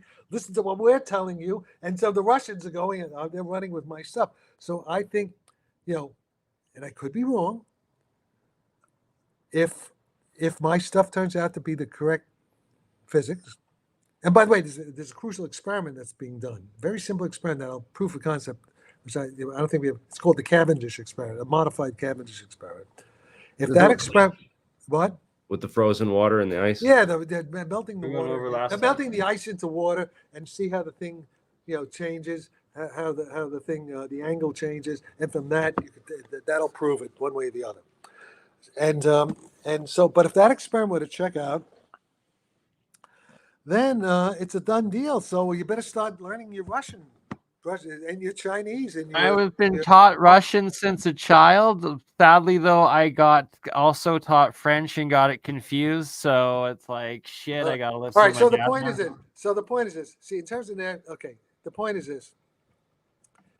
I think probably these UFOs that are harassing the U.S. Navy, I would guess, my prediction is that they are Russian because Hal Puthoff, Eric Davis, Colonel John Alexander, Chris Mellon, all these people have wasted everybody's time with bogus physics when they weren't working on the right stuff. And the Russians have been working on my stuff for years. Well, they might have wasted the Russians' time too, because it looks like they're looking into some of the similar stuff to what Pais has been talking about. I don't see that. But I no evidence for that. What's your evidence for? Why are you Do you saying think that? No, you don't think the Russians have been trying to dig into the Pais effect at all? Of course not, because the PA is So, so okay, stupid. I actually have to interject because you brought up the Iranians. Do you know of Mehran Keshi? He's supposedly a second generation nuclear physicist from there. But I bring him up specifically because he claims Sal Pais to be a fraud that stole something of course. his. Well, they're smart. They're not stupid. I haven't met a stupid Russian physicist or Iranian physicist or a Chinese physicist. None of them I've met are as stupid as Sal Pais and Jim Woodward and Hal Puthoff when it comes to gravity. They're much better. They're smarter. So they're going to win. They've won. They've already won. We've lost. America's finished in this one. Do you realize, you know what BRICS is? You know what they're right now, because of our stupid sanctions, we've destroyed ourselves. America has destroyed itself. Even Trump to some extent. Trump's not totally innocent of this, because he was fooled. Trump, he With didn't have the China trade wars, tariffs, and whatnot. the trade. Yeah, no, it's not what they're doing now. Because we took the Russian money, stole the Russian money and used it to give Zelensky, who's a crook, who they're all crooks there, and they're so now they took JP Morgan money and they're taking all the accounts of BlackRock in Russia, freezing everything American in Russia. So the point is, because of that, most of the world, except for a few countries in Europe and England and Canada and Australia and America, they're all leaving. They don't trust the SWIFT. They don't trust the American banks anymore because, look, they stole the Russian money. That means they can steal our money. So they're all going to Brooks. What's going to happen? Maybe if Kamala gets in next year, we're going to, assuming we don't have a nuclear war, if we survive not have a nuclear war, you're all going to be broke. Not even going to have an internet. But because BRICS, right?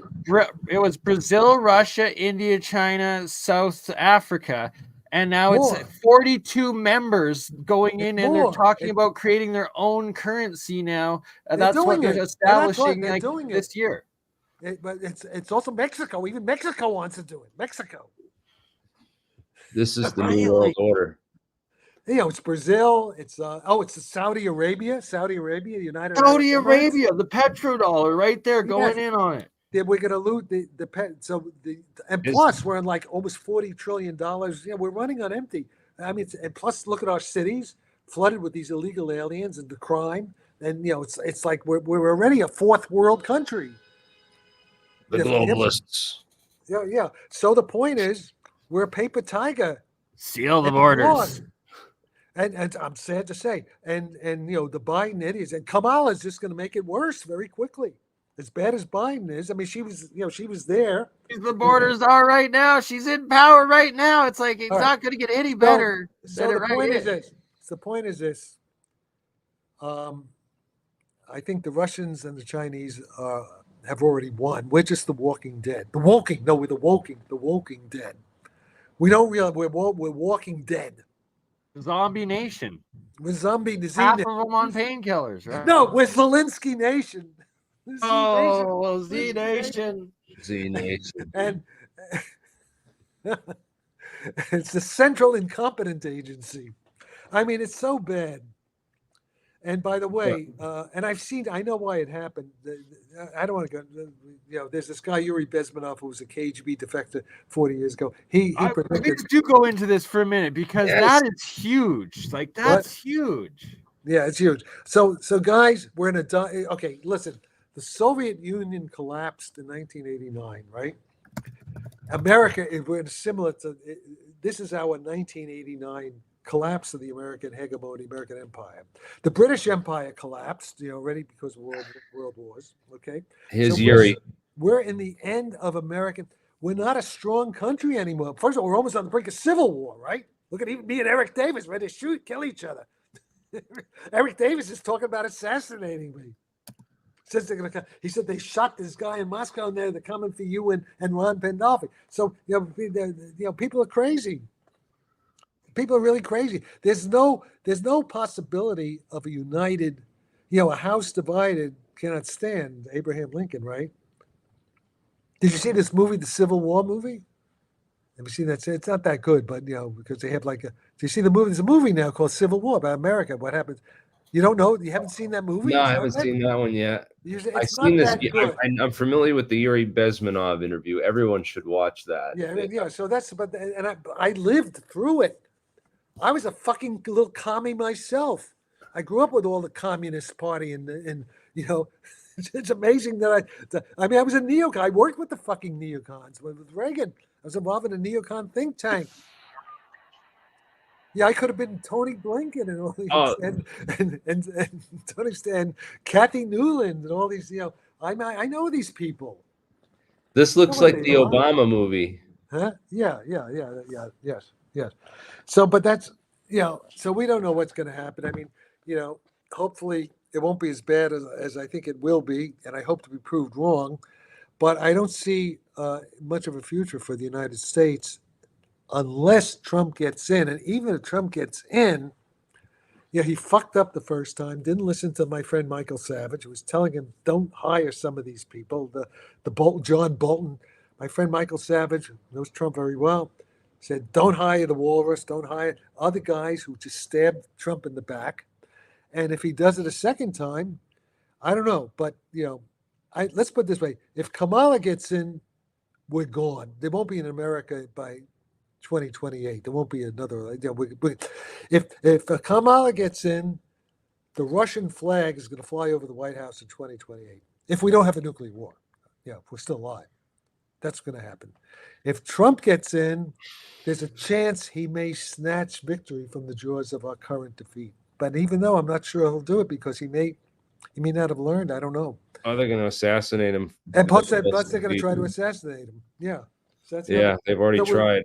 So we're not living in and when the Democrats talk about saving democracy, they're the ones who have destroyed democracy. They're trying. They want to put me in jail now, maybe for everything I'm talking about now. They've destroyed the First Amendment. They're calling it disinformation, misinformation. Even they've done it. They tried to destroy Robert Kennedy Jr. Right. So Absolutely. we're living in an Orwellian. What we're living in now, America today, is a combination of George Orwell's 1984 and Brave New World, Aldous Huxley's Brave New World. We're in that superposition, like a Schrodinger cat state, quantum mechanics. We're in the superposition, those two things. And if Kamala and Waltz, if they get in, they're going to clamp down. Everything they're saying that they're afraid Trump is going to do, that they're talking about, they're projecting, that's what they're going to do to us. So there it is. Yeah. Doesn't look good. We I have mean, the I technology now. I don't think we had that. We didn't have the technology for it to happen back then. But yeah. Well, now we have, with the social networks, fake book is, and the the only one that, drones, the surveillance yeah, cameras, the and surveillance, but also the only hero here is Elon Musk. Elon Musk's physics is stupid. His rockets are stupid, but X.com is good. That's the only free form there is right now. Maybe Patreon. I don't know about that because I have a question about you'd mentioned this Pavel Pilkin fellow on X, and I've gone through your whole feed now on X, and I can't find a post about him, and I'm struggling. What are you with talking about? I post it all the time. It's there. Can you post it again and pin it to the top? No, just the brain as a quantum measuring device. Just Google the brain as a quantum measuring device. I send it all the time. It's almost, I did it at least 3 times today. Yeah, Section 7. they must be hiding it. I don't know. No, just go on Google. He's a Finnish name. I can't spell his name. Just put Paavo. I remember we talked about him before when Paavo, Paavo, and then the brain as a quantum measuring device. It'll pop right up. PAA. It's 2 A's. Yes, I tried 1 V and 2 V. No, 2 A's and 1 V. Paavo. And it's Pilkin with PYL or something like that. Yeah, this is it right here, guys. I also brought my friend AQC in Section 7. Section 7. Go to set. Matt, I don't know if your mic's working. Section 7. First, you should read the entire paper, but study Section 7 is the Jack Sarfatti theory, and that explains the whole high strangeness of UFOs, explains everything. Not the propulsion. The propulsion is something else, but it explains conscious artificial intelligence. It explains the grays. The grays are probably conscious. I think they're androids. They could be hybrids, some partly organic, a mixture of organic, probably hybrids. And they're probably just like the working robots for maybe the Nordics or some of these other ones that people talk about. It's the macro quantum coherence. That's it, man. That's all you need. That's what gives mass to the photon and the graviton. Yeah. That's it. So all this stuff is standard physics. I didn't have to invent the new physics, really. It was all there. It was all standard. It was there. So that people don't understand regular physics well enough. And so they made something simple complicated. So there we are. Okay. Any other questions? I'm trying to get my friend Matthew in because I'm sure I don't know if his mic is working, but can you hear me? He has. Jeremy, can you hear me at all? Oh, okay, cool. Yeah, cool. Jack. Just wanted to make sure. We can all hear you. Do you have any questions for Jack? No, I'm just listening right now, and just keep going, and then I'll jump in. Well, I'm not sure how much Jack. Specifically, while I was outside having a smoke, I heard you talk about how you're thinking like the Greys are like partially AI and stuff. That's why I was asking about their personality in the video you saw earlier. I only saw a very short 2 or 3 minute video of the Grey. His ship, the Grey ship had crashed, and the military were out, a retrieval unit was out looking for what had happened. And you see this thing behind a bush. It's looking at it, and you zoom in, and it's a Gray. I think it's somewhat hurt. Yeah, look, a little cute, and almost like that. And then the army guy, it's like a horse whisperer. It's okay, come out. Like he's a very, he coaxes it out. And I think it was a little hurt. It was probably in a crash. It's somewhat damaged. And he gives it, talks to it, and it talks a little because it's tiny. It's a small. It sounds like a child, right? Because it's like a 10-year-old child inside. So it has a small voice box, but they mainly communicate telepathically. But it was like talking, well, I can tell you this. Guess what it sounds like? Just let me. No, it doesn't sound like that. No, it sounds like. No, it sounds like. Stop that. Turn off that down. It sounds like the whales and the dolphins. Really, like a sonar sort of thing. It's musical. It's like a musical. Okay, I stopped myself from talking because I wanted you to finish. But when you watched the video, did you almost feel like a telekinetic like link into it, sort of thing? Or No, I didn't. No. I didn't. It was too short. I didn't. But the point is, I know from other things that that's how they communicate. They communicate mainly by telepathy. So whenever you hear people talking about that, that's all true, because I have that separate information on that. So and I think so they put the thing in a like an ambulance and took it to the hospital. This happened, I don't know, maybe 7 or 8 years ago. The sonar thing is wild, like or musically, like it's like the way I thought. Where I've heard this before. It's like John Lilly talking to the dolphins. Okay, that kind of thing. Oh, and the dolphins talking to the ETs all along here. Could be. And under the ocean, huh? Yes. Hiding that would be All hiding their conversations if they're communicating like that, eh? All right, let me talk now. The good point. All the stuff that Tim Godlet, whatever, the guy works with Gary Nolan at Solvang, the Admiral, the oceanographer guy. Well, it's all true. Everything he says is the case, and I know a lot more. I know maybe as much as he, but I can't say the details because they would give away. They might identify, my source, and I got to be very careful. And also, I could tell you some integrity. Yeah, like Ross Cohen says, he has to protect his source. Okay, so until my source wants to go public, but all I can tell you is that yes, a lot of the activity is under the water. The transmitting, that's all true. It's all true.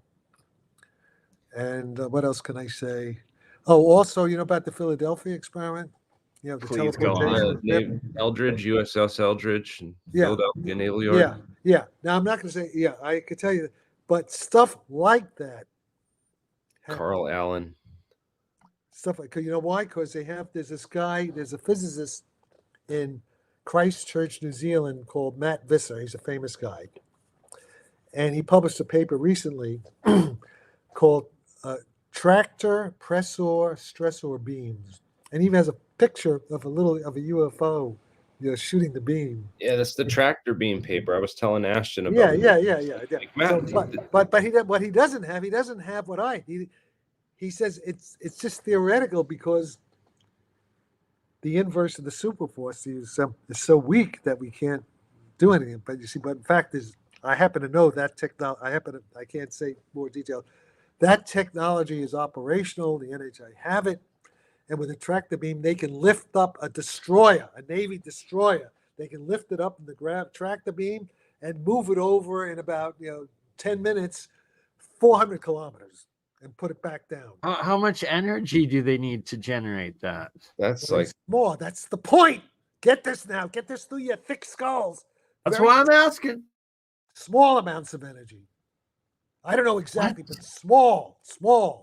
So as soon as you hear an idiot like Sal Pais say you need all this millions of gigawatts, that's bullshit. Because these things they're flying around with hardly any energy. That's why you don't see, they're not burning up the atmosphere. So that's the whole trick. It's small amounts of energy. That's the Sarfatti discovery. Small amounts of energy. And the only, when I say discovery. Some alien scientist fan favorites asking you to rant about Bob Lazar next, please. Yeah, Bob. Okay, Bob Lazar, again, Bob Lazar's physics is crap. It's as bad as Woodward. It's as bad as Sal Pais. It's as bad as Hal Puthoff and Eric Davis. But what he says, what he saw, is probably true. I don't think he's lying about that. Sal Pais, Lazar, he's like a high school technician, or he's like an AA degree. He doesn't have a high level degree. He didn't go to Cornell and study with Hans Bethe and the people who built the atomic bomb. So he was, Bob Lazar is what's called a useful idiot. He's part of a deception operation. They hire him into Area 50. They show him, then they give him bullshit about Element 115 to throw off real physicists like me when they hear this, say, this guy's an asshole, he's lying. So that was all part of unobtainium, that mystical element that you will never attain because it doesn't exist. Yeah, that's bullshit. That's bullshit. But what he says but what he saw, I believe that because I have independent corroboration from other people who have been in there, who are telling So like me. the hand I know scanner even things, more. the actual I buildings, know. all of I've been that. told. Wait, just listen. Just shut up a minute. Just let me finish my sentences here. You know, it's just noise. I have several witnesses. You know, intelligence, military intelligence guys, whistleblowers who have come to me and telling me stuff which I can't go into details, what they saw in Area 51 underground, what they saw, that is even much more than Bob Lazar has ever said. So again, it's 50-50, okay? We got to separate what these guys report, what Bob Lazar says he saw, what David Grush says he was told. Who else are we talking about? Elizondo, even what Elizondo says in his books, you know, what he says about these things, that's all true. It's only when they talk about when they're trying to explain it and they gaslight me and they don't listen to what I'm trying to explain to them. So they're giving the Russians the edge. They're so stupid. They don't like their Russian phobes, but they're helping the Russians. They've gaslit all of us, and they take all the disinfo and they put it on Joe Rogan. So what they're doing in the now, limelight. okay, now I'm just giving them the benefit of the doubt. I don't think Christopher Mellon is a knowing agent for Vladimir Putin. I don't think he is. I think he's just stupid. His cousin, John Warner the Fourth, says he's just stupid. Kind of throw the public off while they're working on it in private, and also no, they're not, because they don't know anything. They're too stupid. Listen, I knew Feynman, I knew Wheeler, I knew these guys. Okay, if there was anything, I know Kip Thorne. I was at his house many times. Okay, if they really were working on it, you know, because I used to talk about UFOs to them. They couldn't keep it that secret for so long. Okay, they don't. They can't keep that kind of secret among these top guys. Things leak out. I mean, okay, one of the guys, my professors at UCSD was the head of the Jasons, Keith Bruckner, Herbert York. I know all these guys at UCSD in La Jolla in the 60s. I would have been written into it. I mean, I come from those cadres. You understand? You're literally the pillar of history that verifies, and that's. I mean, look, Eric Davis was an Air Force. He learned he had a low level technical education in the Air Force or the Army, something like that. And then he he finally got his PhD at the University of Arizona. Not a bad place, okay. But he didn't study with Hans Bethe. He didn't study with Richard Feynman. He didn't study with Werner Heisenberg in Munich, the Max Planck Institute. Yeah, right. He didn't get the kind of thing that I got, okay? And also, he doesn't have my creativity. I mean, it's just, he says he never did anything. I mean, So in any case, so what these guys have done, they've given the Russians a head start. And that's why it's my opinion, I could be wrong, it's my opinion that all these things we're seeing, this advanced technology, is Russian, Chinese, Iranian technology from the future, not that far in the future. And I think they've probably neutralized all our nuclear weapons. If so we don't have any, I still don't believe. Wrong. Of course, I could be wrong. So Iran once there's the video of right in the center street, right in front of the Mossad headquarters, these hypersonic missile that struck right in front. There's this big crater. But that's true. But so what does this have to do with what I just said? It's just. I mean, it's it's important. I mean, I agree, but it's not quite what I was talking about.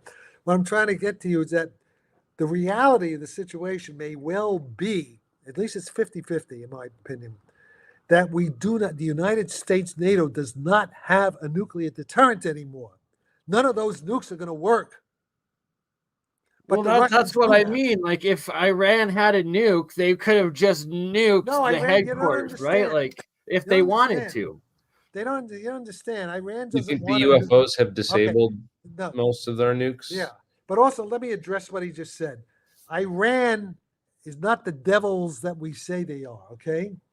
Iran is not the devils, okay? The Iranians do not want to destroy Tel Aviv with a nuke. You know why? Because if they did, they would also be killing a lot of Arabs in Egypt and in Jordan and in Palestine, because you can't, the nuclear, the fallout, all that stuff.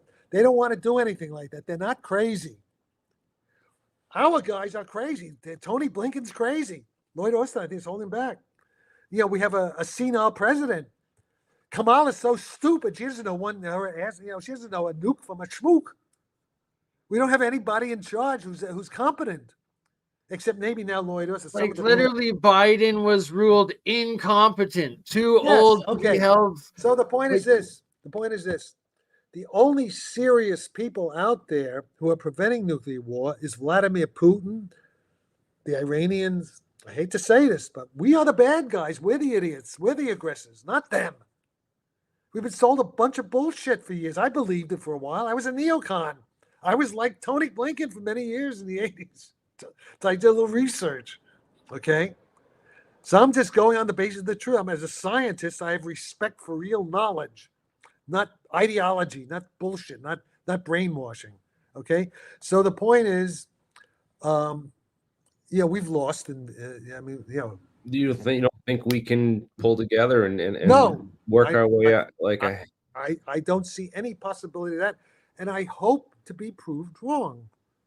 I hope you're proven wrong too, because damn. But bless you for speaking truth, But in Jack. terms of betting, I bet the betting, people in Las Vegas, I'm sure the smart bookies agree with me. Then they're not stupid. I watched the whole thing on Concrete today with the guy from DARPA. I still got to watch. I only got like halfway through it, but what guy? Who's the guy from DARPA? Who's that? Oh, this guy was on Danny Jones Concrete. Let me I'll bring it up real quick. Here. What did he say? What does he say? His name is but he was talking about he's been involved with he did a whole bunch of research for DARPA on all this stuff with what stuff? He's talking about the PB, the SP. Oh man, I don't know all this. What? I know you're not making any sense. What's his basic bottom line? What is he saying? The basic bottom line. He was saying stuff about blue light technology. So they took out all they make everything blue light, and that blue light they're using blue light. Even in my city, mysteriously, all of the traffic lights are now like blue LED lights. What is okay? Just wait. Is he saying something about mind control? Is that what he's talking about? He's saying it's connected to the MK Ultra Pro. You talked to all, but he knows a ton of maybe so. Okay, I don't know. Maybe so. Sure. That doesn't. I understand. That's what Section 7. In that paper, they're subduing us, right? Isn't blue calming where red's aggravating, blue's calming? So maybe trying so. to subdue. Maybe so. And that's not my field. For that, you talk to Gary Nolan. He says who knows that? You talk. I would love to ask Gary about all. Even Gary Nolan's an asshole, but he knows his shit about that stuff. He doesn't know physics from physics, to come what I'm talking about, but he knows about the brain and all that. They Gary Nolan. Incandescent bulbs and replaced them all with the LEDs. They said it was for energy concerns and all this stuff. Well, who knows? I don't know. That's not my. I don't have. I know it's some wild stuff, but what he's saying about the quantum biology and some of the stuff. He was talking about the microtubules and okay. Well, that I know something about that. I mean, Hameroff is basically correct. I'm using Hameroff stuff, not the physics, but not the Penrose. I mean, what Penrose says is kind of okay. It's like what Penrose is saying is a incomplete version of what I have is better and more detailed. But it's it includes the Penrose thing as a limiting case, is kind of an effective field theory. I mean, what Penrose's intuition is right. Basically, he's saying you need this orchestrated reduction because right now, in ordinary quantum measurement theory, everything is random, uncontrollable. And if it's uncontrollable, it means you can't use it, entanglement, you can't do telepathy, you can't do psychokinesis, can't do any of this high stranger stuff that we know people are able to do. Welcome, Michael Brown. Hey, it's been a while. Yeah. Hey, Jack. Hey, Michael. All right, So Mike. I anyways, don't know I'm what getting you hooked. missed. There's some people just tuning in, so let's do a recap of the last hour Okay, and a then half. why don't you do a little recap? I'm gonna take a quick Perfect. piss. Okay? Perfect timing. No worries, Jack.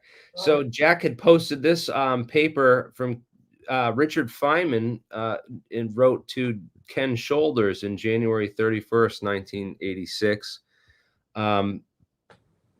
This is super interesting. Basically apologizes, saying, he's wrong about this. I guess Jack said that he worked with Ken Shoulders on this later during the 90s. So that's the EVO stuff, basically, That's right? the EVO stuff, yeah.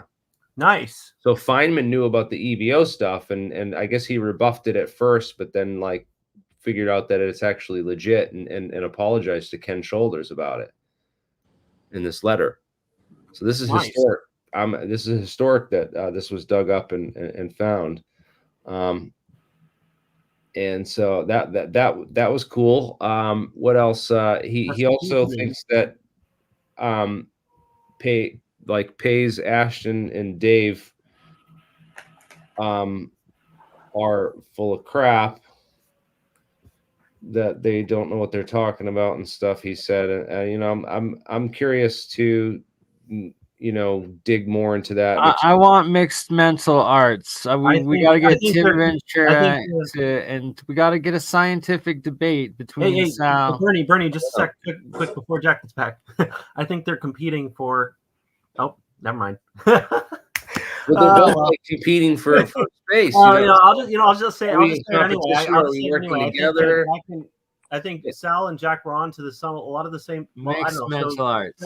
Sal's in the engineering side more, perhaps, but they worked on a lot of the same stuff. I think they're just competing for the history books and who gets recognized for it. Well, I'm already in the history. Jack is definitely more right. So fair. He's on the. Jack's got the math. I'm sorry. I'm with Jack on this. Sal. All right. Yeah. No. I mean, off basis. I don't know. I think they have clearly both worked on stuff to the best of my knowledge. I'm not going to get involved in the conflict there. I'm just going to sit by the side and watch. Who are you talking about? Who's they? Oh, I mean, yeah, you. So, your opinion on Sal Pais and that whole group. Yeah. Okay. So, listen, Sal, I'm sure, has done some decent engineering work in the past. He has a PhD in engineering. His specialty does not make him qualified to talk about warp drive and general relativity. He clearly doesn't understand that. When he talks about the superforce, what he's saying is so very stupid. Well, it's just the Planck force at the end of the day that he's talking about. No, right? there's not even a force. Not a force. It's a force. First of all, it has the dimensions of reciprocal force. It has the coupling constant, Einstein's field equation, that couples, say, electromagnetism to gravity. It's 10 to the minus 43 reciprocal newtons in MKS SI units. Okay, so the inverse of that, the superforce, you want to call it the superforce, is 10 to the 43 newtons. Okay, that's the stiffness of space-time. That means warp drive is impossible. That if that were the case, that would mean time travel is impossible, because it means you cannot manipulate gravity with small amounts of energy. That's what that means. Does Sal ever say that he can make that super force weak? Does he ever say that? Well, I heard him say that, because that's the Sarfatti theory. The way I'm looking at it, what the things he's saying are. But he's saying analogous. There's nothing there. You read it; it's word salad. There's nothing here. He's not using the formal physical terminology, but there's intuition there. No, he's full of shit. The math isn't math. Okay, Michael. I have to term this term to Jack the intuitive genius, right? And a lot can relate to that. Yeah. Who's an intuitive genius? You were the first one that I heard state that. And I was like, I love that term. Yes, I'm an intuitive genius who knows how to use the theory, the tools of the trade. I got a PhD. Exactly. Because I could at least use the tools of the trade. I don't make up stupid things out of the blue. That's not science. That's insane. That's pseudoscience. That's cargo code, what Feynman called cargo code science.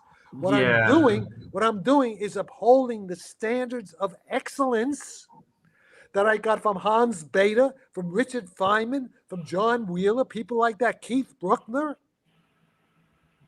And we Werner appreciate the Heisenberg, John Wheeler. That's what I'm talking. That's the level. Absolute pillars. Absolute Okay, pillars. that's the level. And these schmucks are are destroying the language. They are degrading real knowledge for bullshit. Well, I mean, I do agree they use a lot of terminology that's No, and it's like, bullshit. not well defined. So the point is, you are doing a disservice to yourself and to everybody else by giving these assholes the attention. They don't deserve this attention. There's nothing there. I'm for the record, Jack. Ashton gets like 800 likes. He gets like I love 7 Ashton. times But the he's likes. an that I idiot. get. He's He's an discussing idiot. the science, though. I have So what? nothing to do with that. I try to discuss the science, and he so gets what? No, Your shadow band is shit, though. Like it's, shadow banned. But he it's like I posts don't think stuff, it's and a he'll get 23K. No, Like it's I like mean, it's like I it's know like it's views insane. on I stuff. He got on literally, Candace. He got on no, Candace. I Owens, the literally top had my 10 podcast in Facebook the world. account like blocked because I had alienscientist.com attached in the description a few times. Wow. Like that's how shadow banned you are. Like honest to God. Oh, Jack. Is he coming back? He's there. No, he's just getting the Turn lights. his light on. He's in the dark there, so he's Yeah. I'm curious to hear what he makes of Ed Witten's dad working on the gravity research back in the day, around the same time, the Chapel the Hill point is this. conference. And yeah. point is Louis this. Witten. Forget about Sal Pais. It's bullshit. Forget about Jim Woodward. It's bullshit. Forget about Hal Puthoff. Gravity. It's bullshit. Who else is around? Who else? What are the So other idiots? bismuth and magnesium layered 1D metamaterials aren't the key to terahertz levitation. Well, that's what I said in 2011. They all stole that from me. I'm the first guy to talk about metamaterials and UFOs and warp drive. In 2011, at a DARPA conference, invited talk. They all got that from me. Well, it's just like the thing that confuses me, I guess, in this is that you talk about these Froelich condensates, which are where'd everyone go? Oh, is this all right? I want to bring something up because he said this book's from 2009, Jack. Yeah, and it has the bismuth layered metamaterial in it. He talks about. So and what does it say about it? Paul Laviolette. So all right, but what does He he talks say? about the arts parts and stuff. But what does he talk about? That's UFO drive and warp drive. Does he say that there? He mentions the 2005 Podolsky, paper on the, the There is terahertz. no 2005 Podolsky paper. That's bullshit. There's no such thing. You don't know what you're talking about. What Podolsky? Podolsky died in the 1950s or so. He was dead then. Might have been the wrong name. Victor Podolsky, and with that terahertz All right. perspectives and left-handed metamaterials. So what? What about it? That's all. I mean, that was all stuff that Puthoff brought up in 2018, but Paul Laviolette somehow knew about it in 2009. Does he say that that's going to weaken the stiffness of space-time in the Einstein field equation? No, I'm just saying it's 2008. So what? 2011. No, listen, you're not thinking. There's no logic to what you just said. There's no connection. You're not connecting the dots. Okay. So yeah, people know about connect them for me, metamaterials. please. You don't understand what you're talking about, Jeremy. Yes, people knew about metamaterials for 30 years, but they didn't Talk say. about the arts parts and the bismuth magnesium Oh, layers. so just- And what about it? And what about it? So both things use Jeremy. Both things use bismuth magnesium, but the thing here is that what is the specific interaction that causes the larger cross section with gravity and things Yeah. we're Does he looking for? talk about? Does he talk Yeah. about? No. So that Okay, doesn't there you mention are. any of that. That's So that's it's what bull- Jack's so saying it's here. irrelevant. So you Okay. have to think So, like, precisely, man. So bismuth magnesium was there then and is there now, but What? it doesn't. And If they're it not even doesn't sure. discuss the They're not even mechanism, sure you're not if going to it- get anywhere from Yeah, it. and so what? It's not actionable. Yeah. And even when Hal Puthoff and Eric Davis, they bring it up, they don't connect it with anything. They just say it's there. Yeah. They don't do anything. Not They don't- actionable. There's no narrative. There's no coherent. Yeah, it's cargo cult physics, like you were saying. Yeah. Yeah, it's cargo physics. Yeah. You know, so that's the thing, and they don't understand that, and the fact they won't see. The point is this: it's okay to be stupid. I've been very stupid many times as young, made all kinds of mistakes and stupid things, but then when you get real information, the sign of a real scientist and a smart person is when you say, "Oh, I made a mistake," you adapt to new information, and they don't do that. They don't do that. See, they're like religious. They're like, their egos they're are too ideologues. attached They're to their ideologues. being right. Yeah. They want to be. Well, I don't know. I mean, they may have been engineers who worked on all this stuff in the programs, and the other possibility is they're not allowed to talk about some of the terminology. No. That's bullshit. That's bull. No, the engineers generally don't know. The engineers are very good at certain things, but they don't understand theoretical physics. And I don't understand engineering. I couldn't be an engineer. There is knowledge. There's a lot of knowledge. Not everybody can master everything. Specialties. Okay. But what That's about the people truth that of are it. engineering stuff that's outside of mainstream physics? No. Okay. No. But there is no. The point is. Okay. Let me get this. Say, everything that people are interested in, it's elementary mainstream physics. You don't need new physics. That's bullshit. Anybody who says that is either stupid or they're lying. What about the extended electrodynamics stuff? What? Yeah, What about all extended the- electrodynamics. Yeah, what about all the stuff with extended electrodynamics models? What is extended electro? What is that? The idea is like Electrical engineering, essentially. so like in electrodynamics, typically we have gauge fixing. So there's some gauge freedoms which are restricted and assumed not to have any physical. Are you talking about Giovanni Monesi, about his stuff? Giovanni Monesi? I think it may be related to that. But about breaking gauge invariance, the non-local electrodynamics. Yeah. Yeah, that's true. I'm gonna have to read that. But it's not new physics. It's just applying known physics. That's not new physics. Well, Right.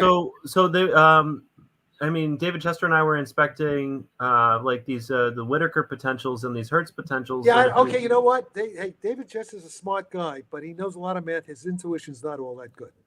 Okay. Maybe I have no need for Whittaker potentials. Maybe. Okay, but he hasn't shown anything. There's nothing that'll test what he's talking about. Well, I mean, so we're getting to that actually. All I need is elementary, just listen, all I need is elementary standard Maxwell equations. But what is needed, you have to include the dispersion inside the material, dispersion. And that makes the electrodynamics non-local in space-time. Okay? Okay. It's dispersion, okay? And that's a tricky problem. I don't claim I understand everything how to do it because I'm not a condensed matter physicist, but there are other people who do it, who do know it. And I'm beginning now starting to use artificial intelligence to design the metamaterials. Okay. How good, I don't know if it'll work because but it's all standard physics. There's no new principles that are needed. See, it's not the fundamental laws we have are pretty elementary, and that's why there are all these different groups of extraterrestrials, time travelers, because almost any civilization that reaches relative Einstein level and basic quantum mechanical level will discover the technology because it is pretty simple. Do you think that they've derailed physics? Like Eric Weinstein suggests, that they derailed physics on purpose in the okay. There, I think Eric is a little paranoid, and he's a little. I don't think that's because you know why? Because I knew a lot of these people he talks about. I knew them; they were my professors. He listened to them talk in the lunchrooms at the teas. Okay, I used to have cookies and tea with Werner Heisenberg in Munich at the Max Planck Institute and John Wheeler. And Norman Rostocker. I mean, do you think that these other groups like Pais and that have teamed up with this MH370 group? No, it's bullshit. They're a bunch of. So Jeremy, before we even get to MH370, I want to add to Jack's thing. I agree. I think the most likely scenario is that Western society has painted itself into a corner with respect to like the sociology around how we do science these days, and because people need to go for grants and they don't have as much. And that part is what I agree with Eric about. Like, it doesn't need to be a conspiracy. It's just like the way things evolved. Researchers used to have a lot more available money and funding, and there wasn't so much competition. Oh yeah, for it. a lot. Yeah, a lot of what Eric says about that is true. The sociology is true. That's true. But I don't think there's any great. I don't think there's a secret space navy or any of that stuff, unless they're from time travel. Yeah, they could be. Yeah. In the future, that could that. Yeah. Yeah, who knows? Maybe the base on Mars was made from people from our future. Yeah. Yeah. Who knows? And then don't say who knows. I know. It's not speculation anymore, as far as I'm concerned. Yeah. But I have all kinds of good reasons to think that, and I'm not the only one who says it. I'm not alone. Yeah, Michael Masters, people like him. He's a smart guy, and he came to the same conclusion through a different discipline. But Right. All right. So there we are. So that's it. So the point is that this whole crew, Elizondo, Eric Davis, Hal Puthoff, Colonel John Alexander, Frank Milburn, who else? Chris Mellon, even Gary Nolan, Sean Kirkpatrick, Avi Loeb. They all, some of the. I'm not saying that they're all bad, but they're basically misinforming the public and probably fooling themselves. I don't think they're bad guys. I don't think they're doing it deliberately. Maybe some of them are. I'm not sure about Colonel Alexander. He's pretty evil. But so, and anybody who listens to them, you're wasting your time. And you're ignoring the real physics, which is pretty elementary. You just go back and just study what I'm talking about. I give plenty of references and try to learn what the hell I'm talking about. Like start reading Pavel Pilkin's paper and start asking questions about the Bohmian theory, and then stop wasting your time. I don't think anything any of you doing in the laboratory is going to come to anything because you don't have. Well, the Bohmian theory. What about the Aharonov-Bohm effect? Could we talk about that a little bit, maybe? Well, let's before we even get to that. It's not the Aharonov-Bohm effect. What you should do is actually ask Hal Puthoff to explain, if he has anything real there, if he's not bullshitting, to explain how he's going to use the Aharonov-Bohm effect for untappable, unjammable submarine communications. Okay, he claims to have that. Now I'm not saying. I don't know. Okay, I studied with Bohm. The Aharonov-Bohm effect is real. It's real. And it does have applications. It's important, but I don't see exactly how to apply to what we're talking about. So, before we get into all of that, Jeremy, that's not the Bohmian physics I'm talking about Bohmian mechanics. Yeah. The Bohmian mechanics. Yes. Yeah, that's a pilot wave theory and things like that. So Jeremy, let me chat with Jack here a minute. So, where I get confused on with Sal's stuff relative to your stuff is like he talks about. Do you realize it's an insult? Wait, do you realize it's an insult for you to use his name and my name stuff in the same sentence? It's an insult. That's okay. Okay. Because there's no comparison. I'm trying to get to a point here. Okay. I'll be embarrassed then. But I've done many things in my life that I look back on and cringe about. This is just one more. Anyway. Yeah. He talks about like vibrating particles. It's bullshit. With terahertz. Those people talk about vibrating. That's bullshit. Bullshit. You don't need vibrating particles for anything. You don't have to talk that way.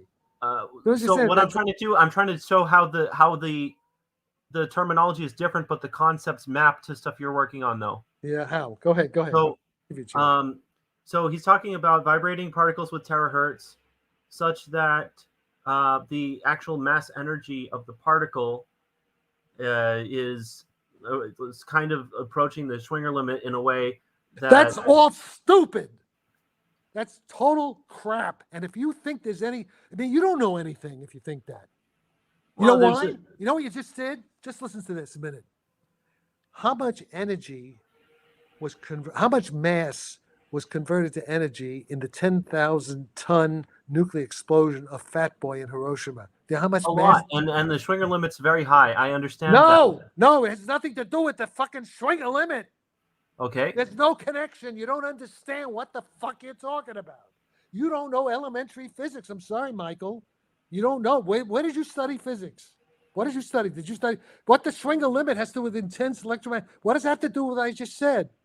Nothing. So, if you have these phonons No, in the listen, wait a minute. You're not first. You don't even understand E equals MC squared. That relative. Moss-Bauer coupling.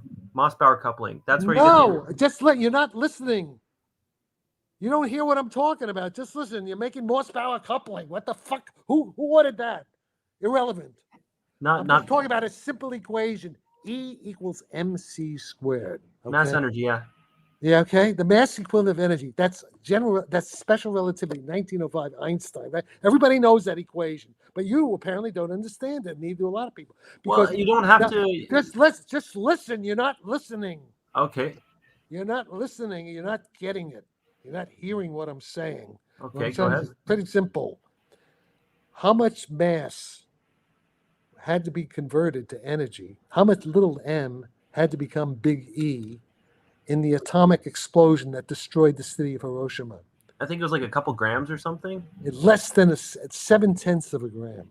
Wow. Okay? So what the fuck are people talking about changing the mass energy with the vibrating particles? That's stupid. It's gonna be off-shell an particles. explosion. How much energy they're going to convert? How much mass they're going to lose? It's off-shell particles, not on-shell. So it's not. Doesn't If matter. it's not. It doesn't matter. It doesn't matter. The whole idea is stupid. Well, no. It If doesn't it's make off any. mass It's shell, not you don't real need the physics. full energy. It's cargo cult rubbish. It's not logical. It's not mathematical. It's just total insanity. It's total incompetent bullshit. But the Froelich condensates are also No, you know what? mediated. No, you didn't. Yeah. Okay. There's nothing in what Sal Pais says that is a coherent narrative. He's not telling a coherent. I mean, a Caltech physics major, a smart Caltech, or a smart kid who got into the top. Well, I don't know how it is now with all the DEI, but back at least when I was a student, any competent physics undergraduate listening to this stuff would say, "What is this?" They just look as though you're from some kind of a who is this schmuck? Do you understand what I'm saying? That's how bad it is. That's how bad it is. And I have nothing against Sal Pais personally. I would love if what he said were true. I would love it if those patents would have worked, because he was claiming stuff that I'm looking to actually do, but in reality, but not when I see it was all bullshit. So that's why I think what Sal Pais, that may be part of the disinformation operation to get real competent physicists to just read, like I'm rejecting them, say there's nothing there, it's just bullshit. So it could be a deliberate thing. I don't know. Or you could be a deliberate thing. We don't know either. So we're just going to figure it out. All right. Jack. Well, the point is this. You do have a history with the CIA from the 1950s, Jack. Yeah, that's right. That's what I do. Yes, that's correct. But I'm telling the truth. Yeah, Well, we're trying to figure it out. I Who's want telling to the believe truth? you and your science sounds sound. So Let's talk, guys. If you can't understand how the simple idea equals MC squared right away throws away almost everything Sal Pais is claiming and Woodward is claiming. Whenever you see stuff about inertialists, when they're making the inertia equal to zero, so suppose the ship weighs a ton. Okay, wait. There's a flying saucer. Rick Doty says the flying saucer weighed 1.5 tons, that 30-foot thing. And I happen to know that's a real vehicle. That vehicle is real. So it weighs 3,000. It weighs 1.5 tons, basically. So if you want to make that inertialess, that 1.5 tons, you destroy the planet. If less than one paperclip will destroy a city, how much is 1.5 tons? Well, I mean, that would assume that the inertial mass is equal to the gravitational mass, right? That is called the equivalence principle, bedrock of relativity theory. Yes. Well, Okay. But if we're making warp drives, we're trying to skirt around relativity. No, they're not. You don't understand, because with warp drive, you have 3 different kinds of mass. You have active mass, you have passive mass, and you have inertial mass.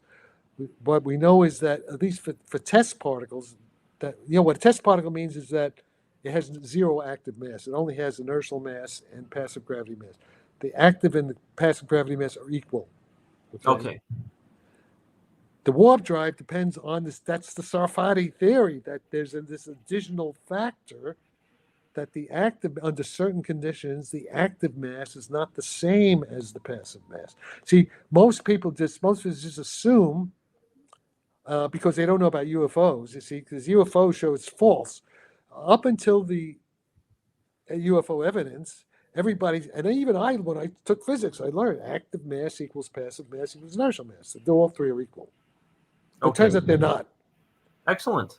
It turns out they're not, because of physics is not religion. Physics is an empirical subject. When there's new evidence, new observations, you change your theory.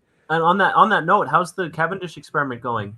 Well, I don't know. I'm going to find out when I get to London. That's one of the reasons I'm going to London. Oh, that's imminent, isn't it? When you're in London, you should meet up with Bob Greenyer as well. Who's And that? also that fellow with the what's his name?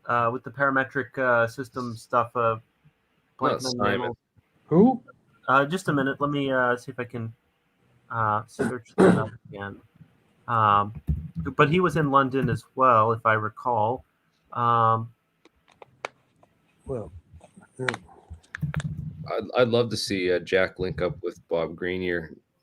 Who is Bob? I've heard the name. I don't know who he is. Who is he? He's continued a lot of Ken Shoulders' work.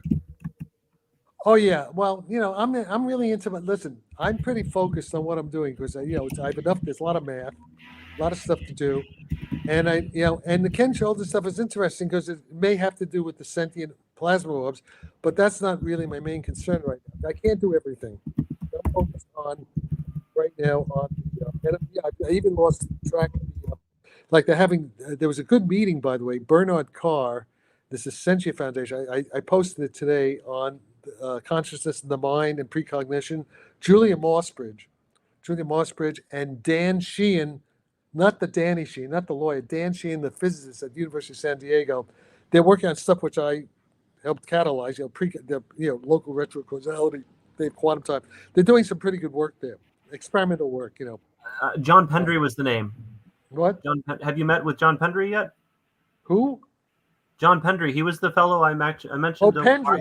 Is Pendry? Is he one of the Bentwater guys? Randlesham? Is that who that is? I'm not sure where. Pendry. No, Pendry. Oh, Pendry's metamaterial guy. Metamaterials. Oh yeah. So I know. He's dead, isn't he? Is he dead? Oh no, is he?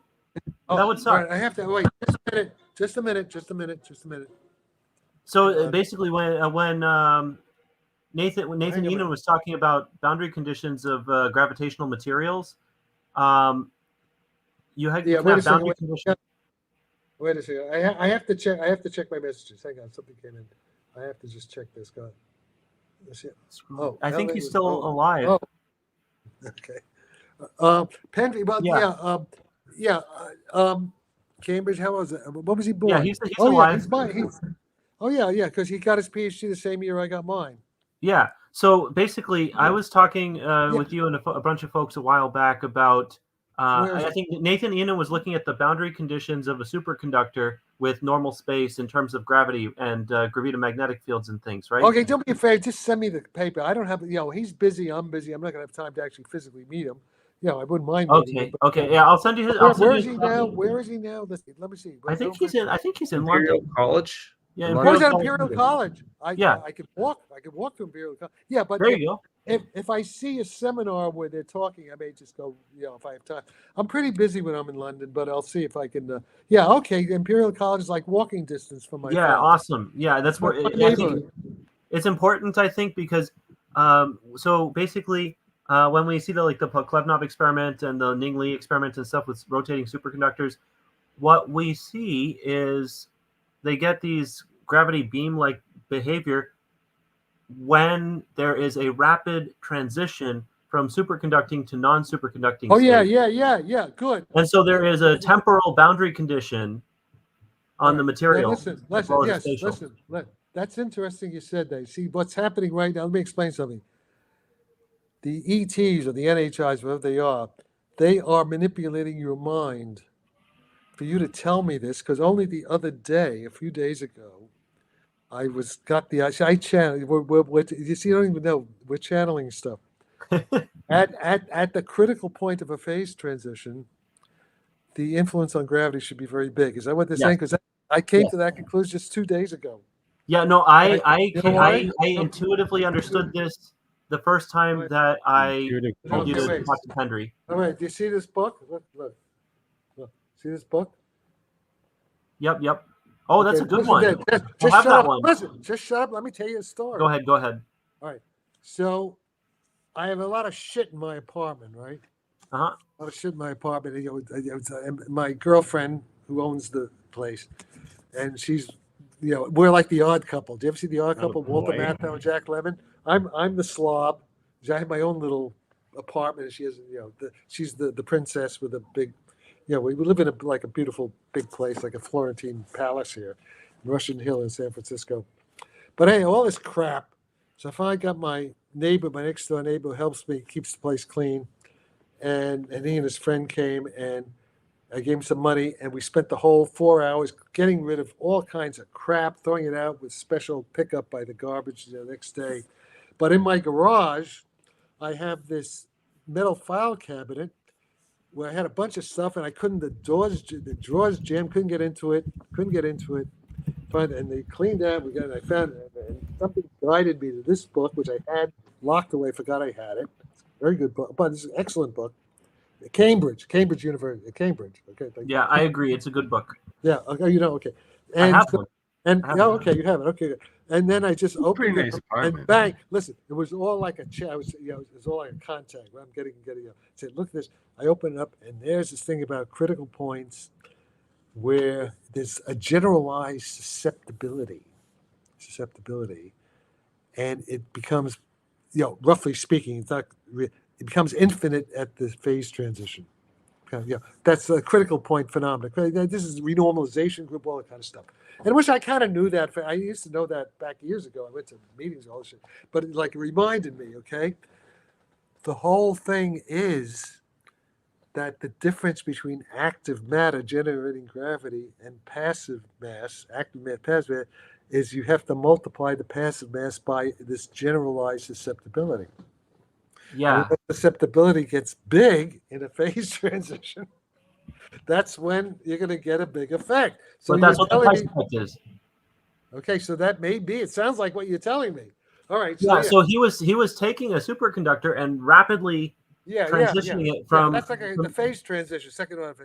Yeah, he was rapidly transitioning a superconductor from superconducting to non-superconducting and back and forth. Yeah. I expect something like that. That makes sense to me because of what I read in this book. And that's what I'm working on right now. That's what the stuff I'm putting up on X.com is all based on this book. I'm doing stuff based on this book. Well, I'm glad at least you can formalize the math for us. If Sal had at least the math is element. You know what it is? What I'm doing. I'm doing it all day today. Awesome. It turns out, just listen to this. It's just the algebra. It's high school physics. It's high school physics. It's high school math. It's the algebra of complex numbers. Can get very complicated very quickly. Well, it's a little bit more than that because you also have variational calculus to contend with. No, but I'm talking about where I'm at right now. Calculating the susceptibilities. I have like the squares of complex numbers, but the point is, its amplitude of the phase involves the inverse tangent function, and it gets pretty complicated. Yeah, it gets the algebra, but because I have a math program, I'm able to do it. So if I was trying to do it with a pencil and paper, I'd get lost. Maybe keeping track of minus signs. Keeping track, minus signs and this, and it's fairly complicated. But with the computer, it doesn't. It's able to do it. So, no, what's this asshole, Josh Wheat, asshole? Look, you asshole. I don't want to work with Sal Pais. He's an idiot. But you do with Bob Grenier, all right? He's two different things. I don't have to work. We're going to work with schmucks. He doesn't know anything. Hey, Robert Grenier is completely different. And he's Ken Shoulders work, UVOs. The more I see people, I'm a misanthrope. I'm getting to be a misanthrope because I can't. There's so few moderately intelligent people, it seems, left, that everybody's become so stupid I don't know what's going on here. Hey, well, you don't Maybe, get uh, old and No, wise see, without first being young and stupid. Some of these comments from these people who are tuning in, they're so stupid.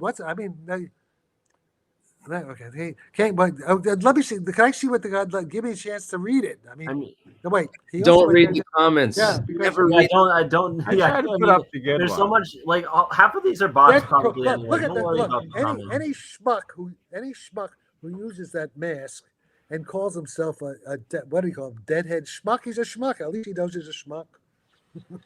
Okay, here's the Who knows? question: Yeah, Is yeah. my prime minister Castro's son? That's What? true. That's true. But so what? Why is he bringing it up here?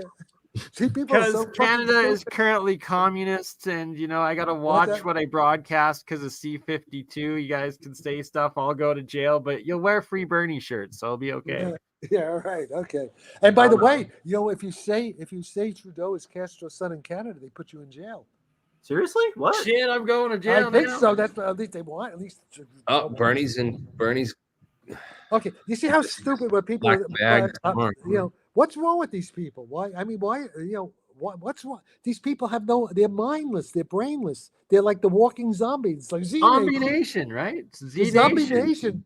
They're not fleshy. They're mind eating. They're brain rots. They have no brains left. Look what they're saying. Well, that's 50 years or 100 years of counterintelligence work at work. Well, that's the Yuri Bezmenov. Yeah, we were living in idiocracy. We're really, okay. MK Ultra, right. Let's just wait. I love what you saying. He does my half can argue behind closed doors. Yeah, that's right. That's good. This guy's smart. So Moody Mongol, smart kid. He gets an A. Okay, let's grade everybody. Let's just do a little game. Let's grade the comment. Come on, comments. What is that? They're agreeing with you that everyone's non-player characters. What is that? Wait, explain. What is NPC? NPC means non-player character. Like everybody is a zombie. They're agreeing with you, Jack, that everyone's our NPC. Okay. I didn't understand. What else? Let's see some more comments. Let's have a little fun here. Okay. I Light is on. Okay, wait. Don't go so fast. Supreme Being, yes, there is a Supreme Being. Well, let me be very careful. There are many different levels. Hierarchy, the great chain of being, there are all these different kinds of intelligences. The universe itself, see, this has to do with the sentient plasmas, because it means electromagnetic fields can be conscious, artificial intelligence can be conscious, because that's what we are. We are orbs. The electromagnetic fields inside the brain, the microtubules, that stuff, that's what we are. We're orbs, confined, the electromagnetic fields, the brain waves, all that stuff. This consciousness, that's what section 7, that paper explains the math of all that. Simple, okay? Just the gravitational field itself can be conscious. But if we That's also... one. Just don't talk, because you don't know anything. Let me talk. Don't Okay, interrupt. go ahead. Don't interrupt unless I say, I'll ask, please. But we got a troll. Just shut up, because I'm trying to give you a coherent story, okay? Okay. All right? And I'll give you time to say the question and then say. So hold your question. So now I forgot what I was fucking talking about. Oh yeah, orbs, sentient orbs. All right, okay. The gravitational field itself, what's called the post-quantum gravitational field, has consciousness in the same way we have consciousness. What we are, human consciousness, are post-quantum electromagnetic fields, and the universe itself. So there is a conscious. We do live in a conscious universe, like Dean Rain, some of the Rupert Sheldrake, all these guys. There is, but yeah. So the answer is, but I have the precise quantum physics how that happens. So in that sense, but whether that particular cosmic consciousness takes any interest in us, I don't know. Maybe it does. Maybe it does. You have to read Olaf Stapleton, the Star Maker. Olaf Stapleton's books. They talk. There's some pretty good. And there's a Solaris. There's a lot of good science fiction stories about this concept. Does Jack do DMT? No, I've never done DMT. Apparently, we all Jack, did it when we were born, and then when you go into REM sleep or something. What? Apparently, DMT is created when you're in the body, when you're born, when you go into your REM sleep, and when you die. Yeah, maybe, but I've never done that kind of drug. I wouldn't do it. I knew. I've also never done the drug. Just to be honest. Just shut up a minute. I'm going to tell you something you don't know. Richard Feynman did when he was dying at Esalen, and he was dying of cancer. Okay, back in like around 88, something like 87. And because I knew John Lilly who was friends of his, they were from Caltech. He came to Esalen. Basically, John Lilly gave him DMT, to help in his dying. Okay, listen. So what's this? What's that? Dead fish cheese? Just listen. Yeah, JJ, just listen. Okay, keep going. What else? Does anybody say anything intelligent? That you are retarded. Well, here's something. I'm retarded. That's what who's he's crypto alchemist? Who's the crypto I am. alchemist? Oh, That you is are. me. Okay, yeah, all right. You go. What's So- the Lazar thing? Is that people can't even spell? You know what the fuck they're talking about? And what So how can God be all knowing, all present, and all powerful? No, I don't think. I'm not saying that. I'm not going that far. That's yeah.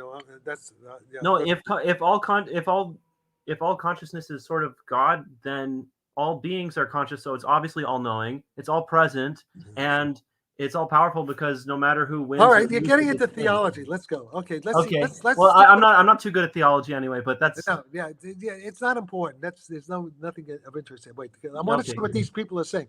Don't feel bad.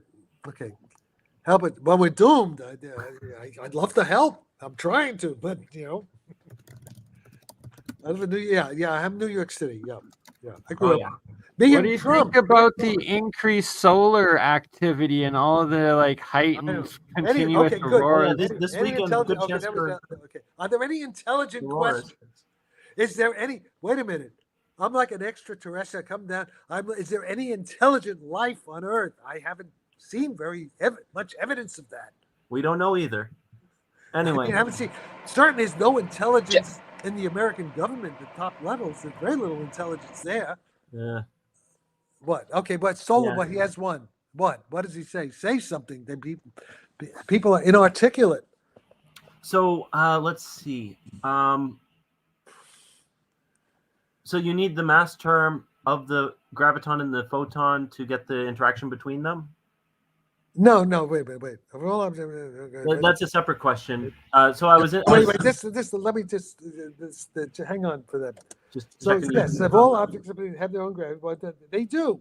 The answer is they do, but it's so tiny. It's very tiny in general, so you don't notice it. Oh, what do you think of? Wait. Just listen. Ooh. I'm focusing on these things. Okay, just Sure, hold sure. that. Intelligent one. Could you elaborate on your ideas about retrocausality and its potential implications for understanding time? Excellent question, but I can't give you a short answer. Now, if you go on on Twitter, my x.com, you have to, I have it protected, so you have to follow me, and just send me a message ask to follow me. I'll put you on there, and then I just posted today a tweet. They just had a conference about a year ago. Bernard Carr, who I know, who had worked with Stephen Hawking, he's a retired professor from Cambridge and University of London. I know him for 60 years. He was Stephen Hawking's assistant, and he's into retrocausality and paranormal and stuff. And they just had a very good conference about a year ago with Julia Mossbridge, George Ellis, all these top guys, very smart physicists, about this whole thing about that. So if you look at that videos, it's like 2 days of videos. That's exactly what they're talking about. That was a very good question. And the answer is yes, retrocausality is at the heart. You cannot understand quantum entanglement without retrocausality. It's retrocausality in combination with quantum entanglement, which is the basis of consciousness and everything, that makes it consistent with with Einstein's relativity theory. So it's extremely important. Okay. All right. Okay. Let me see. So that's the first good question I've seen. Good question that requires study. Excellent. People are spending years thinking about that question, but it's something that's worth thinking about. Okay. To the man, so I can see him. His name is David Hudson. I don't know. I don't know who David Hudson He was the one on the Ormus, like the what? monoatomic materials. Oh, it's bullshit. Crap. It's as bad as Sal. Yeah, I do know. Yeah, but it's bullshit. Crap. He's another Sal Pais. Worse. Makes Sal Pais look smart. Yes, that's right. He was called. No, wait. They're too fast. Steven, yes. Apologies. But actually, Eric Weinstein met with Epstein. A lot of people met with Epstein. Doesn't mean they were doing sex with Epstein. Epstein with two Epsteins. Epstein had a genuine interest in physics. He funded a lot of physicists, like Seth Lloyd. These guys, a lot of guys I know knew Epstein. I'm glad I never knew him. I would have taken his money, probably, and I would have been my God, God knows what. Seth Lloyd lost his MIT position because of Epstein. When Epstein met Stephen Hawking, I don't think there was any hanky-panky sex going on. It was strict, right? So Or was it the only time there was hanky-panky going on? What? And what kind of hanky-panky could Hawking do? He can't move. They can. Well, that's why it's hired. They can watch. They can. Yeah, I don't know. No, so I don't know. I don't know. I don't know what happened there. Lawrence Krauss got all weird when I asked him about Bernie, have Jack hands on the Discovery Army. It's bullshit. Yeah, Discovery, but Army, all that, it's bullshit. It's crap. It's cargo cult pseudoscience, and that's all I'll say about it. I have no interest. It's zero. So you don't think he was corrupting and manipulating scientists the way he did to Andrew? It's all bullshit. And It's Bill all Clinton. bullshit. Yeah, they're all charlatans, and they're stealing money from stupid people who believe them. That kind of bullshit. Okay, let's see. What are NPCs again? What's NPCs? Sim theory. What is this? So in video games, there's you play with online multiplayer games, especially. Okay. You'll have player characters I've who never are real played, people. I've never and then played you a have video NPCs game. who look the same but are actually AIs. Okay. I've never actually played a video game. I'm glad I didn't because I'm afraid. Good on you. Yeah, it's a waste of time in the long run. Yeah, especially if you know this much physics. Okay. Yeah, I don't believe. I think so. I see no evidence that they have. I could be wrong. I hope you are. EVOs are a That's thing. what I make. You are saying EVOs are a thing, though, based on the document that was out there, right? All right. Forget Harry the cat. He's a schmuck. Don't play. Okay. Don't play a cat. Yeah. Who cares? Not relevant. There you go. That's how. Wait. Okay. Wait. This is a good question. This is good. Yes. Good. Jakey Philly fan, whoever that is. He gets an A plus. The other guy, there was so far 2 A pluses. Referring to 7. So you are saying that the particles are influenced by the quantum field. They can also influence the field of return. That's the key idea. Yes, because the quantum field itself is the mind field, it's a mental field. That's what we are. We're quantum fields. Qubits, we're quantum information fields. That's what we are. So yes, J. Key Philly fan gets an A plus, a gold star in the Sarfatti class of physics, okay? Who's Dr. Gordon Freeman? I don't know who that is. Anybody know who Dr. Gordon Freeman is? I don't know. It's a video game character, Jack. That's a fake name. He's an NPC as well. So it's a video game character. All right. Come on. Let's see if it's okay. Half-Life. So we've had 2 good. No, I've heard about it. Just recently. It's interesting. It's a good question. I've heard about it, and I've heard it. I'm a guy who I have to be careful not to mention his ID. Yeah, this is supposed to be important. I haven't seen it myself, but I know what. No, I haven't seen the custodian file, but I've heard about it. Okay, think about 20 how all the CEOs quit last week. Oh well, I never even knew who Diddy was until I'm not sure who he is. It's a diddler. That's all you need to know. I don't want to use the N word. Some dumb N word. Okay, and there are a lot of white people I know who are dumb N words too. Okay, the credit what was that? I don't know. Who cares? That's all bullshit. Dave Martin is an idiot. Let's go. Wait. Go back.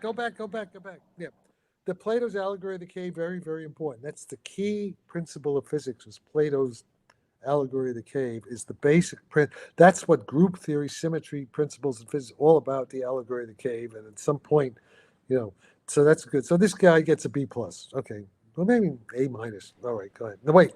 Be another way. Quantize or more variant measurements, or even variant scale measurement. I'm not sure. It's kind of what he's saying. I thought he hasn't quite expressed. There's something there. He's got. It's not a bit. Okay, he's talking about. Well, okay. The objectivity of theoretical physics are in what are called invariant measurements or invariants of frame transformations. So in quantity, it's kind of a jumbled question, but there's a thought behind this, even at scale measurements. this guy Igno would have to try to kind of break. There's like 3 questions there. He's like, put 3 questions, 1 question, and I'm not going to reject it. There's this guy is, there's something I can't really answer because it's not formulated properly. But there's like this, there's fire beneath the smoke there. He has like 3 different things. Quantized units is an issue. Invariant measurements extremely important, and the scale. That the scale, variance scale, that's called wavelets, fractals. It's called the renormalization group flow of the coupling constants. There's a guy in Russia. Okay, it's a good question, leads to a lot of associations, creative associations. There's a guy in Moscow, because he's on the web, he's on the archive, the ePrint archive. His name is Mikhail, the Russian Mikhail Altaisky, Altaisky, and he talks about using wavelet scale, variance scale, wavelet transforms in quantum field theory and turbulence theory, and even in consciousness hierarchy. Yeah, it's all related to this stuff. Okay, and I don't know if so. There's this guy Mikhail Altaisky. He has a bunch of very good papers, all about conscious artificial like neural nets, conscious intelligence. Hang on. Find these papers and post them on Twitter so people. No, you find them. It's just go. Yeah, you can find them easily. Twitter is strong. The names get hard to spell, man. It's. I got the name, Jeremy. I saw when they were talking about. I'm also together. Jack. Don't worry. I go through and I rewatch this 3 or 4 times while editing, and I've made lots of notes to make little shorts to get your. Altaisky's doing some very good work, but Okay, so go on. What's the next? Do you think Christopher Columbus was a real guy? Oh, who cares? I think it was. Come on, real questions, intelligent. Jack, what do I think of the double slit? Sorry. The double Jack, I'm slit curious. experiment. Okay, let's this question. It's sort of a decent question. The double slit experiment is the basic experiment of quantum mechanics. Read Richard Feynman when he talks about the double slit experiment. Who is Charles Bull? I've heard the name. So what? What is the electrostat? It's kind of a stupid question. It's electrogravitic effects, like Thomas Townsend Brown back in the day. Who? Like who? Go slower. He's talking too fast. Who? Do you recall Thomas Townsend Brown at all? Yeah, it's bullshit. It's bullshit. No, okay. Huh. It's just iron wind. Okay, this iron wind. It's Now I heard something. There was something about somebody said that there might be some gravitational thing. I saw something. I didn't have time to really look at it. But basically, it's basically a false trail. I think. I could be mistaken. There was something I did see. I did want to check out. That somebody said something that sounded semi-intelligent. That maybe he was seeing something. Not because what. I don't know. But my basic bias is that it's not worth looking at. But I could be wrong. Okay. No, wait. Yeah, well, Eric Weinstein, that's why he's an asshole, because he ignores Jack Sarfatti. I'm what he's looking for. But I'm an asshole, too. So he's an arrogant narcissist, and I'm an arrogant narcissist. Both arrogant Jewish kids. Yeah, I feel like they're like the moon landings are the moon landings, some of this bullshit crazy stuff. I know Buzz Aldrin, who was on the moon. I met him personally. In fact, I spent a whole weekend with Buzz Aldrin sitting next to me in a Werner Erhard S training in 1975, maybe it was 76, with a lot of famous people, including Sterling Hayden, all kinds of stuff. And we definitely went to the moon. I know a lot of top people at NASA. So all the stuff that we didn't go to. Now, they did make these fake movies, in case they were practicing. They did make these fake movies, in the hangars, but they also went to the moon. Okay, all right. Okay, what's this? Charlestown. I've read in double slit experiment. But why behave? Okay, listen. Now you have to then. We don't have time for this. This whole course in quantum mechanics. You have to spend at least an hour on. You just go to Wikipedia. There's many movies, Feynman, and videos. There's so many good demonstrations explaining the double slit experiment. And you have to understand from the Bohmian point of view. Okay, what you do here is you go to the Cambridge University lectures Cavendish Lab lectures at Cambridge University from 2008 or 2009. They're all online by Michael Towler, Towle. Michael Towler, called The Bohmian Pilot Wave Theory. It's a set of 8 lectures. In lecture 8, he talks about some of my stuff. He will explain all this very nicely in a beautiful, PowerPoint presentations. That's how you can learn your quantum mechanics, your Bohmian quantum mechanics double slit from those lectures. But the double slit experiment is the basis of quantum mechanics. It's the base of all the quantum weirdness is in the double slit experiment, when you shoot in one photon at a time, at very low intensity, and you see the interference pattern building up and what that means and everything. It's showing that the wave function is there, but the wave function is mental. So what they're trying to do now, but Julia Morsbridge and Dan Sheehan at University of San Diego, this Jesuit school in San Diego, they're trying to see, and Dane Reid, they're seeing how the mind can influence the buildup of the interference patterns in the double slit experiment. Even doing it from the future, doing it like you could show there are ways, experimental protocols, we can see how a future cause of a past effect. So in any case, there's a lot of work being done there. I have a question about the true direction of future physics is in my work on weakening this. Okay, Pais calls it the super force, but he doesn't say the trick is to how to make it weaker, how to make it into a from super force to wimpy force, weak force. You want to make it weak. That's the whole secret of all this shit. Not about high energy. That's what makes it low energy, by making the super force weak, using the susceptibility going to infinity at a phase transition, like you were talking about. See, that's the trick. That's one of the. Well, there's other ways too, but that's one of the tricks. Okay. Oh, don't ask me about stupid that brought down. See, that's a stupid. This guy's an idiot. Is it though? Is it because like they fell in the face of gravity, Jack? But it's irrelevant. It's noise in the city. We're trying to stay on track with serious questions about physics, not about. That's a physics question. It's a physics question. Okay, it's a physics question. I have no opinion because I'm not an expert in structural mechanics. I know my limits. Okay, I'm not an expert. Okay. As long as you believe there's a spectrum. Yeah. Okay. You're going too fast. Okay. No, forget Van Allen radiation belts. I don't want to talk about it. It's good physics, but it's irrelevant to. No, I'm saving that for another time. I don't want to talk about that right now. We're going to do a whole nother deep dive on the moon landing, and there's some auroras coming up too. Right. Don't worry about anything. Okay, Glenn, do your homework. Go on Wikipedia. Read about Riemannian geometry. Go into Wikipedia, read about general relativity, Riemannian geometry, or see the book Flatland, start with Edward Flatland. These are all elementary things that they should be teaching in elementary school. See, this is showing how bad, because these people are motivated, right? They're interested in the topic.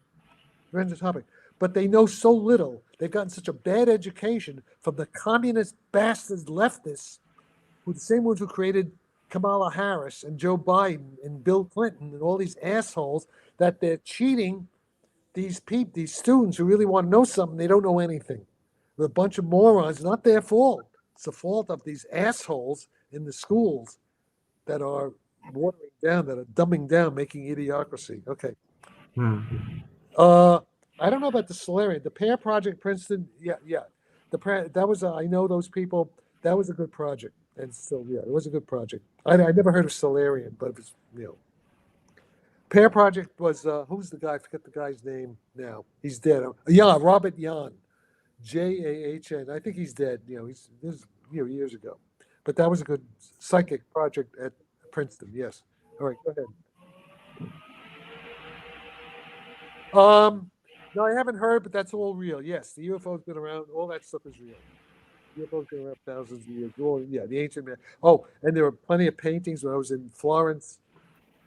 Isaac was showing me these paintings from the Middle Ages, the Renaissance UFOs. You see it in these paintings, exactly what we're seeing now. So that's all true. That's all real. Okay, wait. Blindside Stone Cold Sarfatti. It's crypto with a kick. That's just you kicking my ass in the all right, ring. yeah, okay, Mixed good. martial arts. That's true. Okay, go ahead. Go next one. What else is there? I guess we're almost at 3 hours or wrap things up. I know we got like 700 people watching now. It's crazy. right. Jeremy, Okay, I good. have a few questions for Jack as Yeah. well. If What? so for post-quantum mechanics, so there's Hey, can you do? Wait, let me ask before you go on, Jeremy. Are you able to put closed captioning on where you could see? So because so I can see Not what- live. It has to register, and then YouTube does so it they all need. after. Okay, so hey, you want to when make you some money? rewatch it, it'll be on. Yeah, but you know what afterwards. would be good to make somebody can make some money. Some programmer could create an extension, an add-on to these software programs where the closed captioning happens in real time, because that'd be better. I mean, guys like me, I could if I could see what people are saying, because a lot of the audio is sometimes not that good. I can't always understand what Perone and other people are saying because Philadelphia. Oh, okay, wait. Philadelphia experiment real. I know from top CIA guys at the time involved. I can't go into details. Philadelphia experiment real, and I have from several different independent sources, all high up in the intelligence communities from many years ago. I know Philadelphia experiment was a real thing, and it's happening now. It's still happening with the undersea UFOs. They can do all that to Navy ships.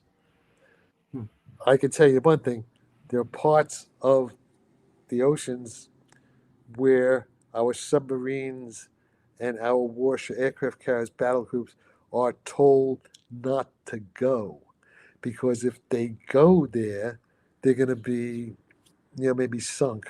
What by- if I told you and Sal Pais both agreed on that? Well, listen. I'm not saying everything's. Look, I'm not saying Look, everything's Sal. No, listen, let's get this clear. The same thing with. I have not said that what Chris Mellon, Sal Pais, Bob Lazar, and all these other assholes, Elizondo. I'm not saying that everything they say is false. No, I'm only saying their physics is no good. I don't depend on what they say. I know from my own sources. The science is no good, and I think that honestly, a lot of these people in the mainstream who get the attention and don't talk about the right science are like distractions on purpose. Yeah, well, maybe they get all the so. attention. Maybe They get all the so. views. So if Sal Pais has said that, I didn't know that, and that Sal Pais is, because I know that. I know a lot about that. I know that, and that's true.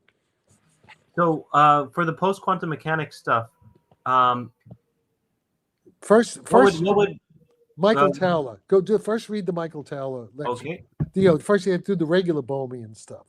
And then once you do that, just communicate, then you read Roderick Sutherland. Roderick Sutherland shows how to post-quantum, action, reaction, all that stuff. It's all very precise now. I'm just looking for an overview, kind of, but the overview, I just told you, just listen to what I said. For the basic Bohmian theory, you have to start with Michael Towler's 8 lectures from the Cavendish Laboratory at Cambridge University. They're very nicely done. He's a good teacher, and you'll learn your basic stuff from there. Then from there, you go to Roderick Sutherland's papers on the archive, and then you'll learn what I'm talking about. So what was the interpretation in post-quantum mechanics of the uncertainty principle then? Is that like a hydrodynamic? No, the answer, well, it depends what you mean with answer. The uncertainty principle is simply read Michael Towler. I can't get Okay, gotcha. Michael, that's elementary stuff. That's the first thing you learn about. Okay, all right, go on. Yeah, and by the way, the uncertainty principle is also only true when you have Born probability, called the limit of orthodox quantum mechanics, when the action-reaction principle is violated. In other words, when the quantum wave function changes the classical motion of the particle, but the particle does not directly back react on its wave function. Okay, and then you can violate the Heisenberg uncertainty principle with action in the post-quantum case. This is what a guy named there's also Tony Valentini. He has papers on the archive. Anthony Valentini, from a slightly different point of view, he calls it violating subquantum equilibrium. And you can see you can violate the uncertainty principle. To communicate, telepathy, psychokinesis, all the magical stuff, the high strangeness of all that stuff, that the Uri Geller, all that stuff, that is a violation of the uncertainty principle. Of course, it's the post-quantum. There's a violation of the uncertainty principle in a certain sense. Okay. All right. Go ahead. Jack, I was That's a good going one. to work with David Chester. He's interested in the idea of putting together a panel to just specifically for undergrad and like young students that are getting into the physics of Yeah. giving them a guide of all the scientists they should follow, all the papers they should get into, where they're going to find real knowledge and the kind of stuff that they should stay away from if they don't want to get sucked down, false rabbit holes of just a roadmap of the prerequisite knowledge. Yes.